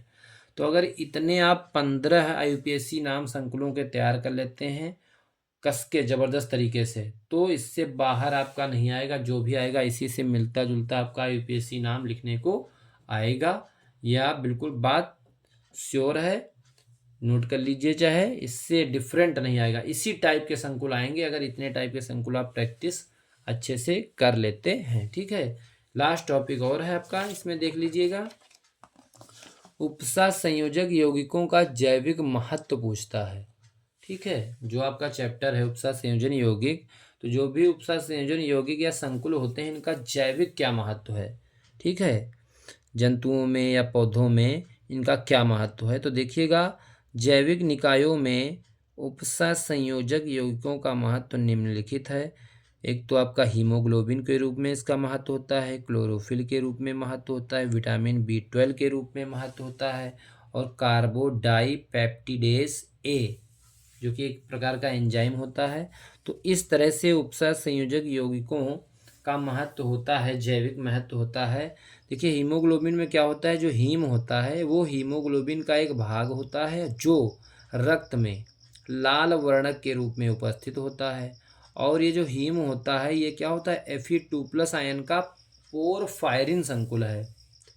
हीमोग्लोबिन जो है या हीम जो है वो क्या है, Fe2+ का आयन का क्या है, पोरफायरिन संकुल होता है। और जब हीमोग्लोबिन ऑक्सीजन से क्रिया करके क्या बनाती है, ऑक्सी हीमोग्लोबिन, और जल जो होता है वो क्या हो जाता है, विस्थापित हो जाता है। देखो +H2O प्राप्त होगा, जल का अणु जो है विस्थापित हो जाता है जब हीमोग्लोबिन ऑक्सीजन संयोग करते हैं और ऑक्सी हीमोग्लोबिन बनाते हैं। ठीक है, फिर क्लोरोफिल में इसका क्या यूज है, तो क्लोरोफिल आपको पता है यह हरे पौधों में उपस्थित हरे रंग का वर्णक होता है। और यह जो क्लोरोफिल होता है यह क्या होता है, ये Mg2+ आयन का एक संकुल है। और यह पेड़ पौधों में होने वाली प्रकाश संश्लेषी प्रक्रिया में सहायक होता है। कौन, क्लोरोफिल। थर्ड क्या है, विटामिन B12। विटामिन B12 का साइंटिफिक नेम या रासायनिक नाम आपको पता होगा, साइनोकोबालामीन होता है। और ये कोबाल्ट 2+ आयन का संकुल है। कौन, विटामिन B12 कोबाल्ट 2+ आयन का संकुल है और यह एनीमिया रोग में उपयोगी है। विटामिन B12 क्या है, एनीमिया रोग में उपयोगी। एनीमिया रोग आपको पता होगा कि जब आवश्यकता से अधिक शरीर में रुधिर की कमी हो जाती है तो एनीमिया रोग हो जाता है और घातक बीमारी होती है। अगला क्या है, कार्बोडाईपेप्टिडेज A। देखिए यह एक प्रकार का एंजाइम होता है और यह क्या होता है, Zn2+ आयन का एक संकुल होता है और एक प्रकार का एंजाइम होता है। इस तरह से आप उपसह संयोजक यौगिक के बारे में परिभाषा भी दे सकते हैं और बाद में उसका महत्व इस प्रकार से होता है। इतना आप उसको लिख देंगे, थोड़ा बहुत अपने हिसाब से इसको मैटर को बढ़ा भी सकते हैं, लेकिन हमने जो आपको पॉइंट लिखना है वो सटीक पॉइंट आपको हमने बता दिया है। जल्दी से सभी लोग वीडियो को लाइक कर दीजिए, चैनल को सब्सक्राइब कर लीजिए और बेल आइकन को प्रेस कर लीजिए, जिससे हमारे सारे नोटिफिकेशन आप तक पहुंचते रहें और आप बोर्ड की तैयारी बहुत ही अच्छे तरीके से करते रहें। ईश्वर से प्रार्थना है आप सभी के बहुत ही अच्छे मार्क्स आएँ और आप सभी अपना नाम, अपने माता पिता का नाम और अपने टीचर्स का नाम रोशन करें और आपका परसेंटेज 90+ ही आए, ऐसी हमारी ईश्वर से प्रार्थना है। बाकी आप लोग लगे रहिए, हिम्मत नहीं हारनी है, आपको बराबर प्रयास करना है। मेहनत करने से ही सब कुछ संभव होता है। आप हार्ड वर्क करते रहें और ईश्वर से आस्था ईश्वर पर रखें, ईश्वर पर विश्वास रखें, आपके साथ अच्छा होगा। जो भी आप पढ़कर जाएंगे वही एग्ज़ाम में आएगा, उसके अलावा कुछ भी नहीं आएगा। ये आप भगवान में और अपने आप पर विश्वास रखें और लगन से पढ़ते रहें। Thank you for watching this video.